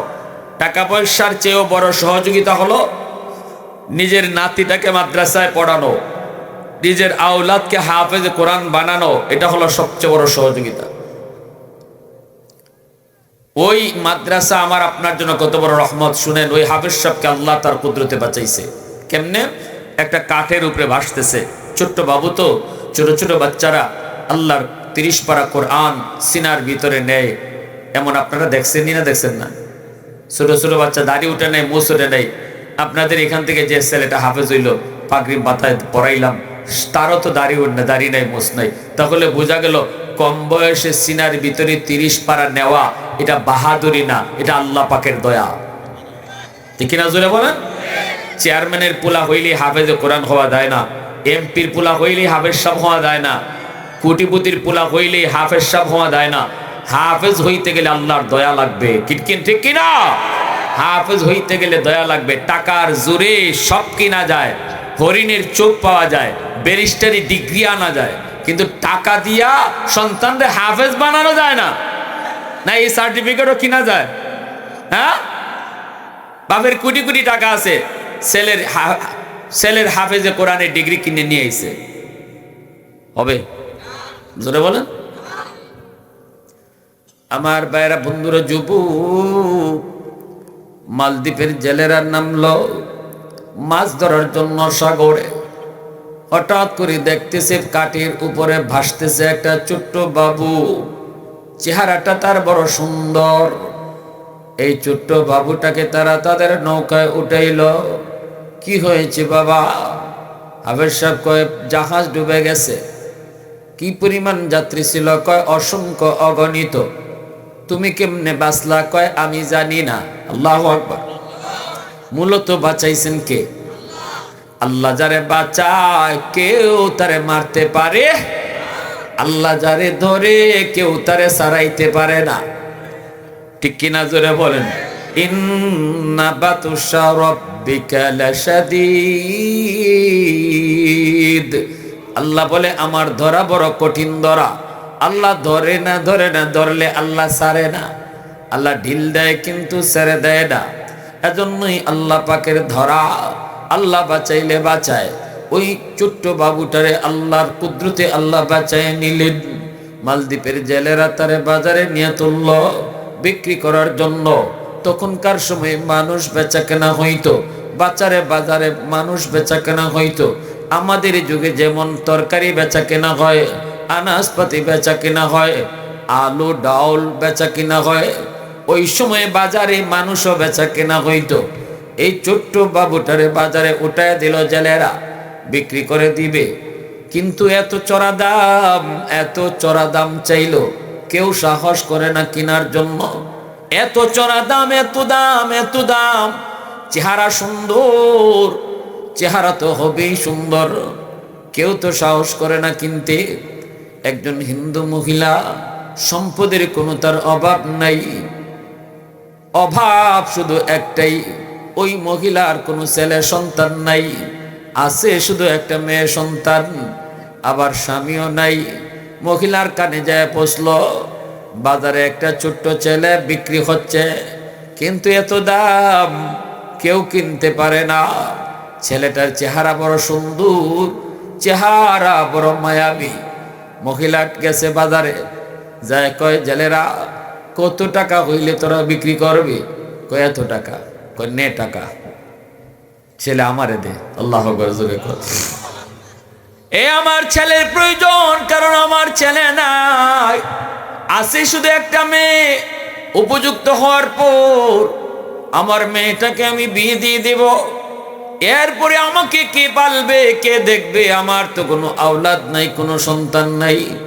সম্পত্তি আমার অনেক আছে, ধন দৌলত আমার অনেক আছে, কিন্তু পালবে কি, খাওয়াবে কি, পর আমার দেখশন করবে কে? এজন্য টাকা যা লাগে তা দিয়ে কিনে নিল। হাফেজ সাহেব এইবার হিন্দু মহিলার ঘরে গেল। মহিলাকে মা কয়, মহিলাটাও তার ছেলে কয়। এইদিকে বোনটা তারে ভাইয়া বলে ডাকে, ভাইটাও বোনটারে বোন বলে ডাকে। এইভাবেই চলছে, সুন্দরে চলছে। হঠাৎ করে একদিন হাফেজ কোরআন দেখতেছে, মায় কান্দে গো, বিলাপ করে করে মায় কান্দে। হাফেজ সাহেব জিজ্ঞেস করে, মা গো, ও মা তুমি কেন কান্দ? মহিলা কই, বাবা তোমার কাছে বলে কোনো লাভ হবে না। হাফেজ সাহেব কই, মা তুমি কও শুনি, কোনো উপকার করতেও পারি। মহিলায় কই, বাবা শুন, ওই মালদ্বীপে প্রতি বৎসর সিডর হয়। সাগরের পানি মালদ্বীপ শহরের উপর রাত যখন 1টা বাজে যায়, তখনই মালদ্বীপের উপরে আক্রমণ করে। বৎসরে একদিন নির্ধারিত সময় আক্রমণ করে। এই আক্রমণ থেকে বাঁচার জন্য বাদশাহ ঘোষণা দিল, জ্যোতিষীরা জ্যোতিষীবিদ্যা পড়ে বের করো, গণকেরা গণনা করে তোমরা বলো কেন এমন হয়, মালদ্বীপকে কেমন করে বাঁচানো লাগবে। জ্যোতিষীরা কয়, গণকেরাও কয়, আমরা যা পেয়েছি এটা হলো একটা খবিস জিনের কারসাজি। এই জিনের কারণে পানিটা এত উঁচুতে উঠে, শহরের উপরে আক্রমণ। যদি আপনি এই আক্রমণ থেকে মালদ্বীপ শহরকে আপনি বাঁচাইতে চান, তাহলে সাগরের পারে যে একটা রাম মন্দির আছে, ওই রাম মন্দিরে একটা কুমারী সুন্দরী মেয়েকে মন্দিরে রেখে দিতে হবে, তাহলে সিডর হবে না, জলোচ্ছ্বাস হবে না। এটা হলো জিনের ভোগ, এটা হলো দানবের ভোগ, এটা হলো দত্তের ভোগ। এই দানব এই মেয়েটাকে খেয়ে ফেলবে, ওরে হত্যা করে ফেলবে, কিন্তু সিডর হবে না, পানি আর আসবে না। বাদশাহ হুকুম জারি করে দিল, বৃহৎ স্বার্থের দিকে খেয়াল করে ক্ষুদ্র স্বার্থের জলাঞ্জলি, ছোট স্বার্থ তোমরা কোরবানি করো, অর্থাৎ সুন্দরী মেয়েদের তালিকা তৈরি করো। দেশ বাঁচাইতে হবে, মেয়ে একজনকে যদি আমরা বুক দিয়ে দিব, বিনিময়ে তো আমাদের দেশ বাঁচানো যাবে। সুন্দরী মেয়েদের তালিকা তৈরি করলো। এই যে থিওরিটা, এই থিওরিটা কিন্তু ইসলাম সমর্থন করে। জোরে বলেন। 10 জনের সুখের জন্য নিরপরাধ আরেকজনকে হত্যা করা, এটা ইসলাম সাপোর্ট করে না। এজন্য হযরত ওমর ফারুক রাদিয়াল্লাহু তাআলা আনহু জামানায় আমর ইবনুল আস রাদিয়াল্লাহু তাআলা আনহু মিশরের গভর্নর, মিশরের নীল দরিয়ার পানি শুকিয়ে গেছে, আর ওই খ্রিস্টানদের একটা প্রথা ছিল, প্রচলন ছিল, হেরা দরিয়ার পানি যখন শুকিয়ে যেত, সুন্দরী একটা মেয়েরে নিয়ে ওইরকম নদীর পাড়ে নিয়ে জবাই করত, তখন পানি উঠত। আস রাদিয়াল্লাহু তাআলা আনহু বন্ধ করে দিয়েছেন, রাখ, তোদের আগের এই সমস্ত আলতু ফালতু কর্মকাণ্ড এখন আর চলবে না, কারণ এটা ইসলামী রাষ্ট্র। ঠিক কিনা জোরে বলো। মেয়েটারে সাজায়া সুজায়া নিতেছে, বলি দিবে। আমর ইবনে আস থামাইছেন, রাখো, কি হয়েছে, ডুল ডব্বর বাজায় কই দাও, কই মেয়েরে এখন জবাই করব কেন, কই নীল দরিয়ার পানি শুকিয়ে গেছে, এই যদি জবাই না করি তাহলে পানি উঠবে না। আমর ইবনে আস রাদিয়াল্লাহু তাআলা আনহু ইনি বলে, রাখো রাখো, এখন আর আগের যুগ নাই, এখন ইসলামী হুকুমত, আমি আবু ইবনে আস হলাম তোমাদের গভর্নর, আমার অনুমতি ছাড়া একটা কদমও চলবে না। আমার মন বলে না যে ইসলাম এটাকে সাপোর্ট করে। 10 জন আরামে থাকবা, পানি পাইবা, আর আরেকজনের কোরবানি দিবা, তার দোষটা কি?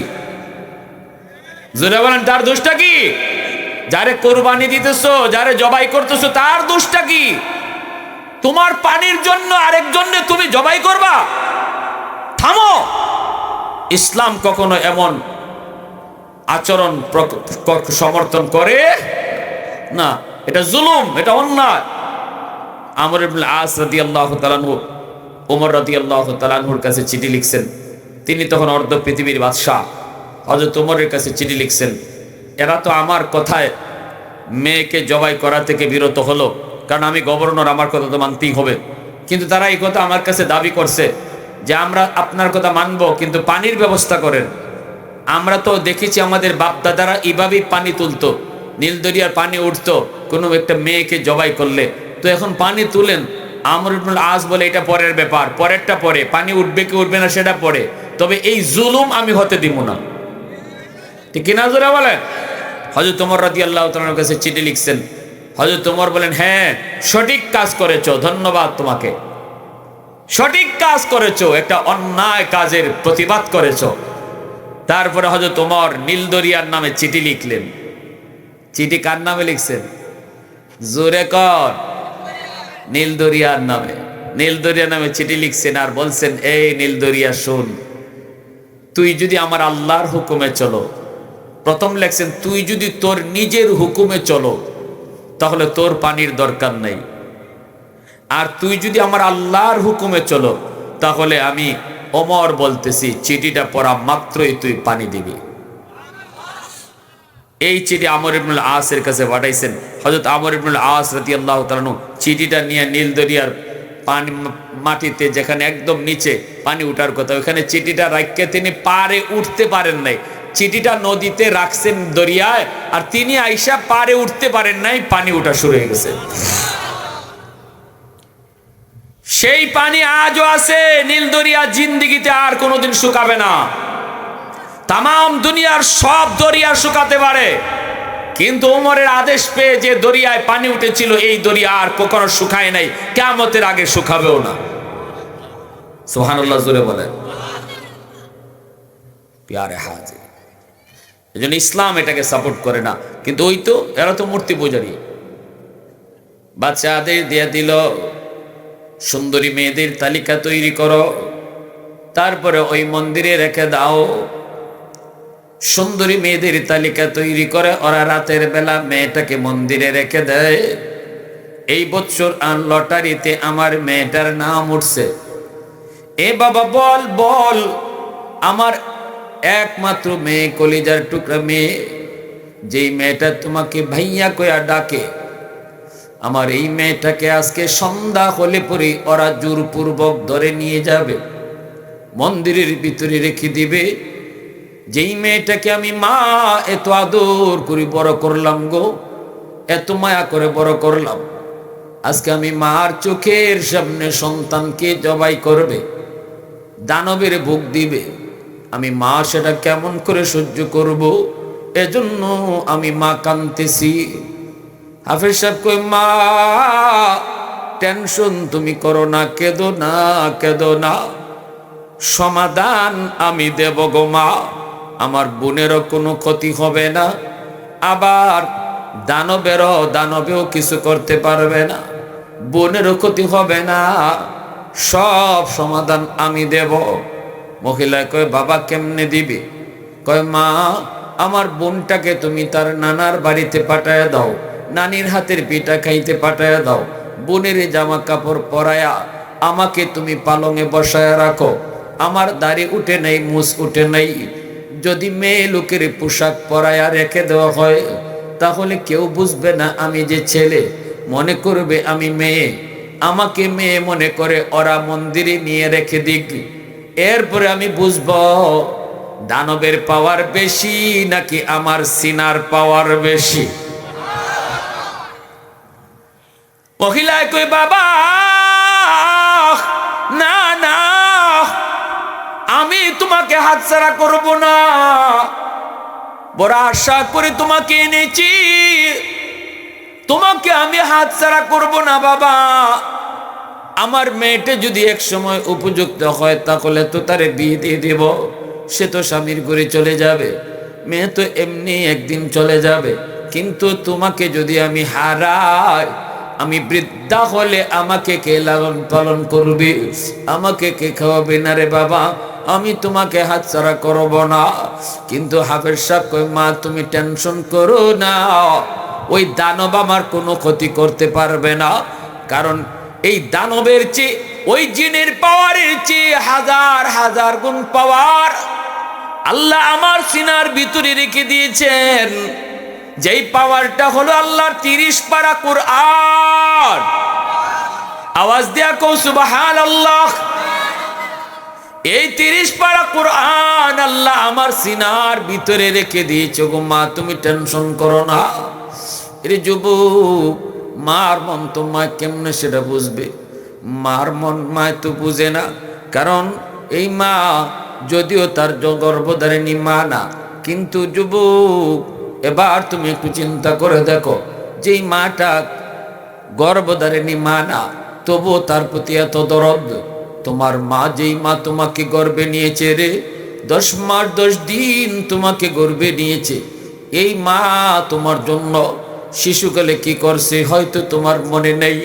অসুস্থ হয়েছ, বিছানায় পড়ে তুমি কান্দো, হয়তো ডাক্তার বলছে তুমি বাঁচবে না, তখন মা চোখের পানি ফালায় ফালায় আল্লাহর কাছে কান্দতো আর কইতো, মালিক আমার সন্তানের হায়াত তুমি বাড়ায় দাও, আমি মার হায়াত তুমি নিয়ে যাও, আমি মা আমার হায়াতটা সন্তানকে দিয়ে দিলাম, বিনিময়ে আমার সন্তানের হায়াত তুমি বাড়াও। কত বাবা আল্লাহর কাছে চোখের পানি ফেলে কইতো, মালিক আমি বাবা আমার হায়াত দিয়ে দিলাম, তবু আমার সন্তানের হায়াত তুমি বাড়ায় দাও। এর যুবক, আজকে ওই মার কলিজায় তুমি কেমন করে ব্যথা দাও, ওই বাবার কলিজায় তুমি কেমন করে ব্যথা দাও, কেমন করে মার সাথে খারাপ আচরণ করো। রহমতের নবী মদিনার কবরের পাশ দিয়ে যান, নবী দেখতেছেন একটা কবরের ভিতরে যুবক জাহান্নামের আগুনে জ্বলতেছে, সাপের কামড় খাইতেছে কবরের ভিতরে। নবীজি সাহাবায়ে কেরামদেরকে বলেন, সাহাবীরা রে, এই কবরের ভিতরে যুবক জাহান্নামের আগুনে জ্বলে, আর মা মা কয়ে চিৎকার করে কান্দে।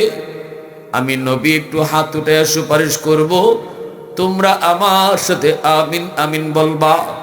নবীজি হাত উঠে দিছেন, আল্লাহ তুমি তো আমাকে রহমতের নবী বলেছ, রহমতের নবী কবরের পার দিয়ে যাবে আর কবরের ভিতরে আযাব হবে, হয় না মালিক, হয় না।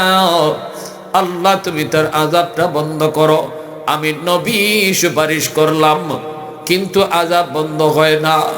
আবার নবী হাত উঠাইলেন, সাহাবায়ে কেরাম আমিন বললেন, এইবারও আযাব বন্ধ হয় না। আবার নবী হাত উঠাইলেন, 3 বার নবী হাত উঠাইলেন, সাহাবায়ে কেরাম আমিন বললেন, যুবকের আযাব বন্ধ হয় না। এইবার নবী জানতে চায়, মালিক, ও মালিক, আমার হাতের দাম কি তোমার দরবারে কমে গেল? আল্লাহ আমি কি কোনো ভুল করে ফেলেছি? আল্লাহ কয়, না বন্ধু, তোমার হাতের দাম কমে নাই। এই যুবক গন্ডগোল বাজায় রাখছে অন্য জায়গায়। এই যুবকের মা এখনো দুনিয়ায় জীবিত। মার কলিজায় বড় ব্যথা। দুনিয়ায় থাকতে মারে কষ্ট দিছে, মার গায়ে হাত উঠাইছে। মরণের সময়টা তো মা তারে ক্ষমা করে নাই। এজন্য আমি আল্লাহ সিদ্ধান্ত নিয়েছি, মা যতক্ষণ পর্যন্ত তারে মাফ না করবে, আমি আল্লাহ তার আযাব বন্ধ করব না। নবীজি কয়, সাহাবীরা তাড়াতাড়ি মার কাছে সালাম পৌঁছাও। ওই মহিলার কাছে নবীর সালাম পৌঁছানো মাত্র এই মহিলা দৌড়ায় নবীর কাছে চলে আসলো। মহিলায় কই, নবী ডাক দিয়ে কই, মা গো, কবরটা চিনোনি? মহিলায় কই, নবী গো চিনি, এই কবরটা হলো আমার সন্তানের কবর। নবী তখন বলেন, মা, এই ছেলেটা বুঝি তোমার সাথে খারাপ আচরণ করেছে, তোমার গায়ে হাত পর্যন্ত উঠায় দিছে, কলিজার ভিতরে নাকি তোমার অনেক ব্যথা। আমি তো এই ছেলেটার জন্য সুপারিশ করেছি, কবরের মধ্যে আযাব ভোগ করতেছে গো মা, আগুনে পুড়তেছে, সাপের কামড় খাইতেছে, আর মা মা কয়া চিৎকার করে কাঁদতেছে। আমি রহমতের নবী তার পাশ দিয়ে কেমন করে চলে যাব? তার জন্য একটু সুপারিশ না করলে আমি 1 বার নয়, 2 বার নয়, 3 বার হাত উঠাইলাম, কিন্তু আল্লাহ আমার হাত ফিরাই দিছে। যতক্ষণ পর্যন্ত তুমি তাকে মাফ না করবা, আল্লাহ তার আযাব বন্ধ করবে না। এই কথা বলতেই মহিলাকে নবী কয়, মা গো, তুমি মাফ করে দাও, ছেলে তো তোমার, পেটে নিছো তুমি, কষ্ট করেছো তুমি, হয়তো সন্তান না বুঝে তোমাকে কষ্ট দিছে, মা তুমি মাফ করে দাও, আমি নবী তোমার কাছে হাত জোর করে সুপারিশ করি। মহিলায় তখন চোখের পানিটা ফালায় কয়, না গো নবী, আমি একে মাফ করবো না, এখনো আমার পিঠে মাইরের দাগ আছে। নাউজুবিল্লাহ, জোরে বলেন। এখনো আমার পিঠে তার মাইরের দাগ আছে, এখনো আঘাতের চিহ্ন আছে। না গো নবী, আমি এর মাফ করবো না। রহমতের নবী, মায়ার নবী চিন্তায় পড়ে গেছেন। এইবার নবীজি আল্লাহ, ও মালিক, মার দিল তো শক্ত হয়ে গেছে, মা যদি মাফ না করে আমি নবীর সুপারিশও তুমি কবুল করবা না, তাহলে এই যুবকের আযাব কেমনে বন্ধ হইতো? আল্লাহ তোমার কাছে একটা সুপারিশ করি, আল্লাহ আমাকে যেইভাবে কবরের আযাব তুমি দেখায় দিছ, এইভাবে তার মার চোখের সামনে তুমি আযাবটা দেখায় দাও। আস্তে কোন, আরো একটু আস্তে, নাইলে সকালে নাস্তা করে গিয়ে সুবহানাল্লাহ কইলে হবে। খালি আর হয়তো কষ্ট হইতেছে আপনাদের পেটে ক্ষুধা, সকালে নাস্তা কইরা অন্তত মনে করে সুবহানাল্লাহটা কইলেন। আর একটু জোরে কোন সুবহানাল্লাহ, আরো জোরে সুবহানাল্লাহ। আল্লাহর নবী, রহমতের নবী কয়, আল্লাহ আযাবটা যেভাবে আমাকে দেখাইছো, এইভাবে তার মারেও দেখাই দাও। সাথে সাথে আল্লাহ বলে, বন্ধু তোমার এই সুপারিশটা আমি কবুল করলাম। আল্লাহর নবীকে আল্লাহ যেইভাবে আযাবটা দেখায় দিছে, এইভাবে মার চোখের সামনে আল্লাহ পাক আযাব দেখায় দিলেন। দেখতেছে মায় কবরের ভিতরে সন্তানের আযাব, আগুনে পোড়ার দৃশ্য, সাপের কামড়, আবার মা মা কয়ে চিৎকার করার আওয়াজ। যেই মাত্র এই আওয়াজ, সন্তানের আওয়াজ মার কানে যায় পৌঁছলো, সাথে সাথে মার দিলটা নরম হয়ে গেছে। আল্লাহু আকবার জোরে বলেন। মার দিলটা নরম হয়ে গেছে, কারণ মা বাবা কোনো দিন সন্তানের কষ্ট নিজের চোখে সইতে পারে না, ঠিক না? যত কষ্টই সন্তানে দেয়, যতই কথা অমান্য করে, যতই মার বাবার কলিজায় ব্যথা দেয়, কিন্তু এই সন্তান বিপদে পড়লে সবার আগে কান্না করে মা, সবার আগে কান্না করে বাবা। বিদেশ বাড়িতে সন্তান যদি বিপদে পড়ে, প্রবাসে যদি সন্তান বিপদে পড়ে, কেউ না জানলেও সবার আগে জানে মা, ঠিক কিনা জোরে বলেন? কলিজার মধ্যে ব্যথা লাগে, কলিজায় কেমন কেমন জানি করে, কেন? কারণ এটা মা আর সন্তানের রক্তের সম্পর্ক। আল্লাহু আকবার জোরে বলেন। সন্তানের বিপদ, সন্তানের বিপদ কেউ না বুঝলেও মায় বুঝে। আল্লাহু আকবার জোরে কর। এ যুবক, তুমি কার কলিজায় ব্যথা দিতেছো? কার চোখের পানি তুমি জড়াইতেছো রে যুবক? পৃথিবীতে মায়ের মতো আপন কেউ হবে না, পৃথিবীতে মায়ের মতো আপন কেউ হবে না। তোমরা কোনো দিনও মায়েরই মনেতে কষ্ট দিও না, তোমরা কোনো দিনও মায়েরই মনেতে কষ্ট দিও না। পৃথিবীতে মায়ের মতো আপন কেউ হবে না, তোমরা কোনো দিনও মায়েরই মনেতে কষ্ট দিও না। কত পাপিয়ে মন আছে মাকে কষ্ট দেয়, মায়ের মনে কষ্ট দিয়ে অভিশাপ নেয়। মায়ের মনে কষ্ট দিলে খোদা যে সহে না, মায়ের মনে কষ্ট দিলে খোদা যে সহে না। তোমরা কোনো দিনও মায়েরই মনেতে কষ্ট দিও না, তোমরা কোনো দিনও মায়েরই মনেতে কষ্ট দিও না। মুসলমানের আওয়াজে বলেন আল্লাহু আকবার। যেই মাত্র মা নিজের চোখে আযাবটা দেখলো, সাথে সাথে মা চিৎকার দিয়া কই, নবী গো, আমার মনে যা কষ্ট আছিল সব ভুলে গেছি। আল্লাহকে বলেন আযাব যেন আমার সন্তানের বন্ধ করে।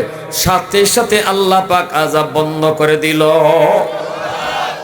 এজন্য বলি যুবক, আব্দুল কাদের জিলানী, মঈনুদ্দিন চিশতিরে যদি তুমি খুশি করো, তবু আল্লাহ খুশি হবে না। যদি মা বাবা খুশি না থাকে, আর যদি বাপ মা খুশি থাকে, আল্লাহ খুশি হয়ে যায়। রেদার রাব্বি ফি রাদাল ওয়ালিদাইন ওয়া সাকাতুর রাব্বি ফি সাকাতিল ওয়ালিদাইন। এই শিক্ষাটাই আপনার সন্তানকে মাদ্রাসায় পড়াইলে দেওয়া হয়, ঠিক কিনা জোরে বলো? এই আদর্শটাই আপনার সন্তানকে মাদ্রাসায় পড়াইলে বোঝানো হয়। এটা আমার নবীর আদর্শ, এটা আমার নবীর আখলাক, এটা আমার নবীর কথা। হাজারো আব্দুল কাদের জিলানী যদি তোমার জন্য হাত উঠায় দোয়া করে, নবীজি বলেন এই দোয়া কবুল হবে কি হবে না কোনো গ্যারান্টি নেই। কিন্তু ভাঙ্গা ঘরে বসে যদি মা হাত উঠায়, ভাঙ্গা ঘরে বসে যদি বাবা হাত উঠায়, নবীজি বলেন এই বাপ মার দোয়া কবুল হবে, এর গ্যারান্টি আছে। মা কই, বাবা না, আমি তোমাকে যেতে দিব না। হাফেজ সাহেব কই, মা তুমি টেনশন করো না, বোনটারে তুমি নানার বাড়ি পাঠায় দাও। এমনি বোনটারে পাঠায় দেওয়া হলো। বোনের জামা কাপড় পইরা হাফেজ সাহেব মেয়ে লোক সাইজা, মেয়ে মানুষ সাইজা পালঙের মধ্যে বসা রইছে। সন্ধ্যার সময় সরকারি সৈন্যরা এসে দরজায় নক করলো। দরজায় নক করতেই মা দরজা খুলে দিল।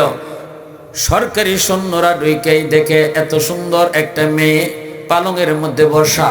সুন্দর তো হবেই, বাড়ি তো তার মালদ্বীপ নাকি সৌদি আরব। আমার নবীর দেশের মানুষ, নবীর দেশের মানুষ, চেহারা তো সুন্দর হবেই, ঠিক কিনা? হাই রে, এত সুন্দর মেয়েটা রে, এত সুন্দর মেয়েটা আজকে দানবের বুক দিব। হেরা আফসোস করে। আপনারা বলুন তো, আমার ওয়াজ যারা শুনছেন এতক্ষণ পর্যন্ত, এটা মেয়ে না ছেলে?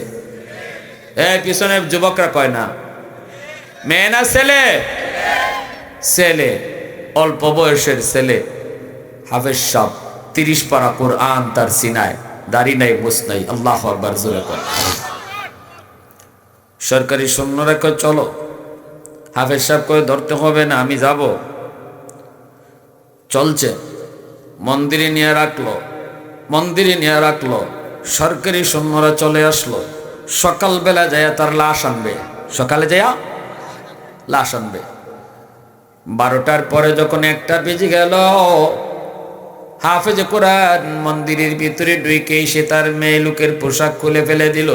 ভিতরে ছিল তার ছেলে মানুষের পোশাক, এই পোশাকটা পরা, আর হাতের মধ্যে তার একটা জায়নামাজ, জায়নামাজটা মন্দিরের ভিতরে বিছাইয়া দিল।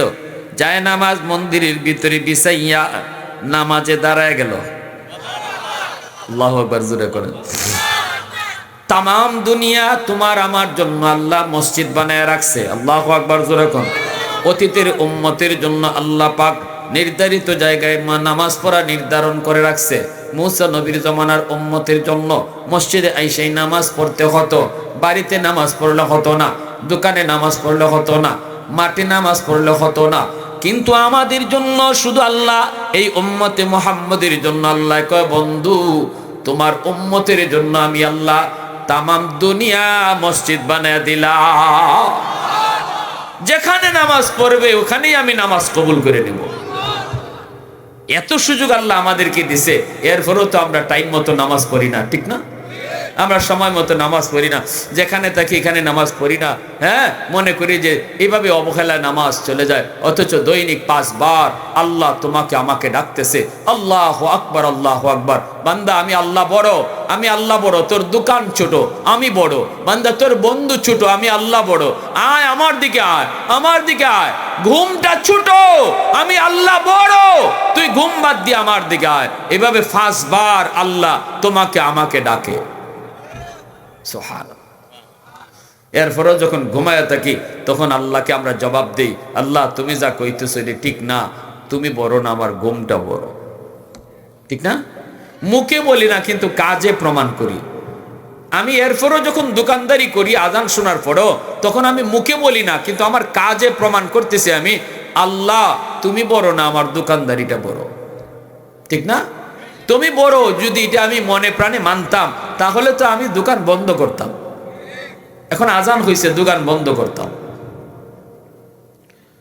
আমার ভাইয়েরা বন্ধুরা, এরা তো চলে আসলো সরকারি সৈন্যরা। রাত যখন 1টা বেজে গেল, হাফেজ সাহেব মন্দির থেকে তাকায়া দেখে সাগর বড় খারাপ, ভয়ঙ্কর রূপ ধারণ করেছে। সাগরের পানিটা দানবের মতো উপরে উইটা রওনা দিছে, মালদ্বীপ শহরটারে ডুবাইয়া দিবে। এমনি হাফেজ সাহেব কয়, আল্লাহ আজকে প্রমাণ হবে ওই সিডরের পাওয়ার বেশি, দানবের পাওয়ার বেশি নাকি তোমার কোরআনের পাওয়ার বেশি। ও মালিক, আজ প্রমাণ হবে আল্লাহ কোরআনের পাওয়ার বেশি নাকি দানবের পাওয়ার বেশি। আল্লাহর কোরআনের সূরা ইয়াসিন পড়া হাফেজ সাহেব ফু দিল, ইয়াসিন ওয়াল কুরআনিল হাকীম। আল্লাহর কোরআনের ইয়াসিন পড়া ফু দিয়া দিল। এই ফুটাকে আল্লাহ পাক অ্যাটম বোমার মতো শক্তিশালী বানায়া ওই দানবের বিপরীতে আল্লাহ পাঠায়া দিল। পানিটা পাহাড়ের মতো উঁচু হয়ে উঠছে। ওই পানিটাকে দেয়া কোরআনের সূরা ইয়াসিন গিয়ে হিট করলো। আল্লাহু আকবার।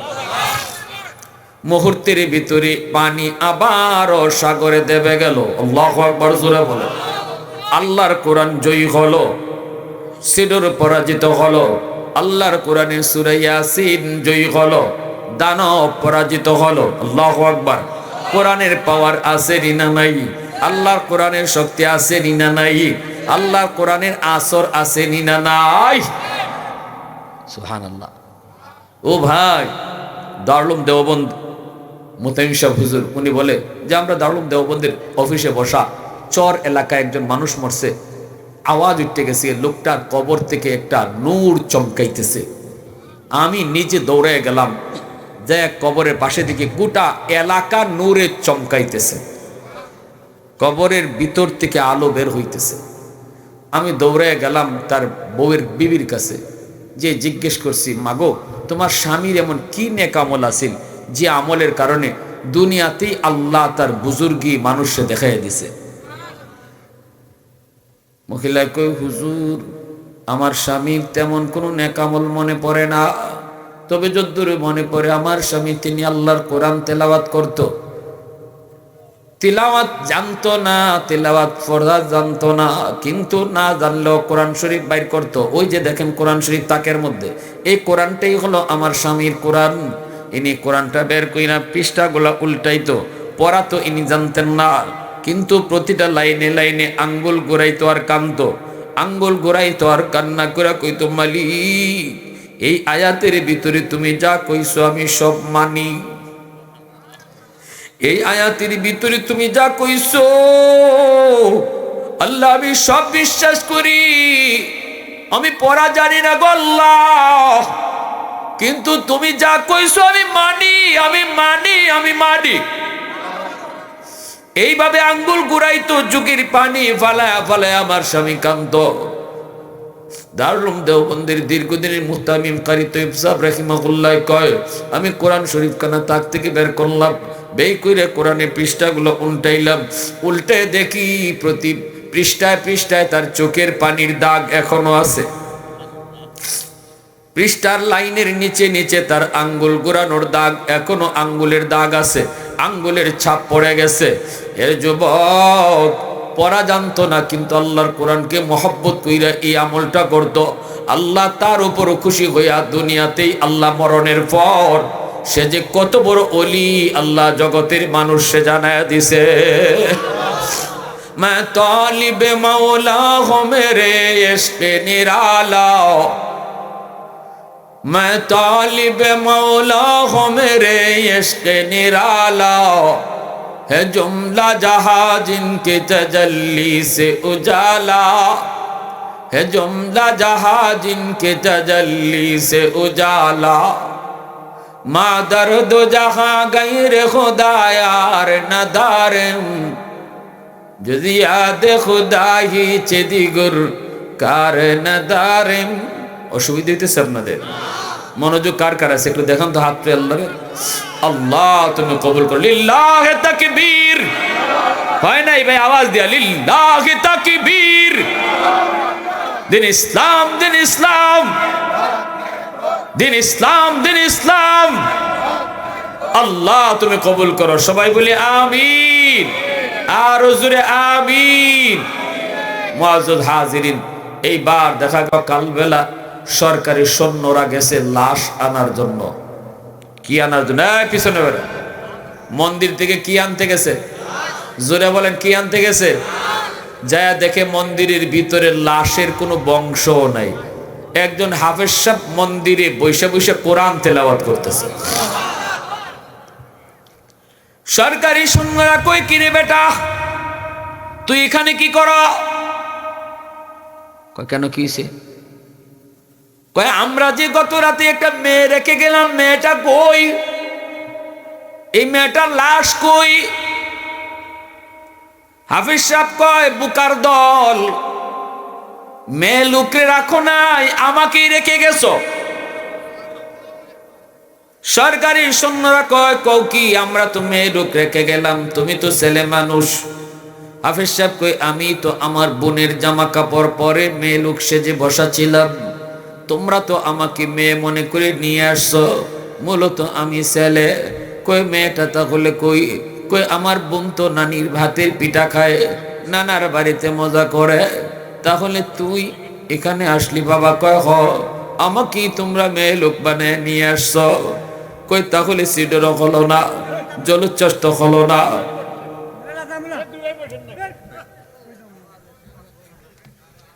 কয় ব্যাপার কি? তুই মরলি না, জলোচ্ছ্বাসও হলো না, তুইও মরলি না, ঘটনাটা কি?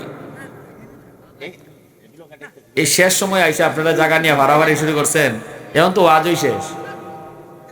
কি ভাই কথা শিখ না? এখন তো আজই শেষ, এখন জায়গা বইলেও যে কথা, না বইলেও এক কথা। এখন আমরা তো রাখলাম মেয়ে, তুই তো ছেলে। তোমরা বুকার দল, আমি ছিলাম মেয়ে মানুষের পোশাক পইরা, মূলত আমি ছেলে। কয় তাহলে মেয়েটা কই? কয় আমার বোন তো নানির হাতের পিঠা খায়, নানির হাতের। কয় তুই মরলি না? কই তোরা মনে করছো দানব আমারে মেরে ফেলবে? তোরা জানো না আমার সিনার ভিতরে কি আছে। আল্লাহু আকবার। আরে আমার সিনার ভিতরে 30 পারা কোরআন। এই শক্তি কোরআনের শক্তি দানবের শক্তির চেয়ে হাজার হাজার গুণ বেশি পাওয়ার। যেই সিনার মধ্যে কোরআন থাকে, এই সিনাকে জাহান্নামের আগুনও জ্বালাইতে পারে না। এত শক্তি, এত পাওয়ার, এই কোরআনের পাওয়ার, এত পাওয়ার, জাহান্নামের আগুন ওই সিনাকে জ্বালাইতে পারে না। অতএব সিরুরে কি করবে, দানবে কি করবে? আমি তো আল্লাহর কোরআন পড়ে শুধু ফু দেই নেই, পুরা কোরআন পড়ি নাই, শুধু ইয়াসিন পড়ে ফু দিছি। এতে করে পানি পানির জায়গায় আবার দেবে গেল, সাগর মুহূর্তের ভিতরেই শান্ত হয়ে গেল, অশান্ত অসাগর মুহূর্তের মধ্যে শান্ত হয়ে গেল। আল্লাহর কোরআনের সূরা ইয়াসিনের পাওয়ার বেশি। এই কথা বলতেই সরকারি সৈন্যরা দৌড় শুরু করলো। বাদশাহর কাছে যায় বলতেছে, বাদশাহ যাবো না, এই ঘটনা। বাদশাহ কয়ে আমাকে তাড়াতাড়ি নিয়ে চলো। বাদশাহ তার মন্ত্রী পরিষদ নিয়ে হাফেজ সাহেবের কাছে আসলো। এসে বলতেছে, ওরে হাফেজ সাহেব, এ বাবা, এই যদি হয় কোরআনের শক্তি, কোরআনের পাওয়ার, তাহলে আমরা কেন দূরে থাকবো? আমরাও দূরে থাকতে চাই না বাবা। এতদিন অন্ধকার ধর্মে ছিলাম, কোরআন কি জিনিস বুঝতাম না, মানতাম না, জানতাম না। তোমার কারণে আমরা বুঝলাম আল্লাহর কোরআনের পাওয়ার কত। বাবা আর দেরি করবি না, আমরা মন্ত্রী পরিষদ জনগণ সহ একসাথে তোর হাতে হাত রেখে কালেমা পড়ে মুসলমান হয়ে গেলাম। আর জোরে আল্লাহু আকবার। একজন হাফেজে কোরআনের উসিলায় আল্লাহ মালদ্বীপ দেশটারে, আল্লাহ গোটা দেশে মুসলমান বানায় দিছে। আজও মালদ্বীপ পৃথিবীর মানচিত্রে একটা মুসলিম দেশ, একজন হাফেজে কোরআনের উসিলায়। এজন্য যুবক, কিয়ামতের ময়দানে আল্লাহ পাক কইব, একটা মুকুট আর একটা পাগড়ি আল্লাহ নিজে হাতে রাখবো। হাতে রেখে আল্লাহ কইব, কই তোমরা বাপ মা, নবীর মা বাবা? আইসা কইব, আল্লাহ আমি তো অমুক নবীর আব্বা, অমুক নবীর আম্মা। আল্লাহ তখন বলবে, আমি কোনো নবীর বাপ মারে খুঁজি না, নবীর বাপ মাকে আমি খুঁজি না। সাথে সাথে হাফেজ সাহেবের আব্বা আম্মা, একজন আলেমের আব্বা আম্মা ঈশা কইব, আল্লাহ আমি তো অমুক আলেমের বাবা, অমুক হাফেজে কোরআনের মা। আল্লাহ হাসরবাসীর সামনে কুদরতি মুচকি হাসি দিয়ে আল্লাহ বলবে, আমি তো তোমাকেই খুঁজতেছি। মান করা আল কোরআন ওয়া আমিলা বিমা ফিহি উলবিসা ওয়ালিদাহু তাজান ইয়াউমাল কিয়ামা।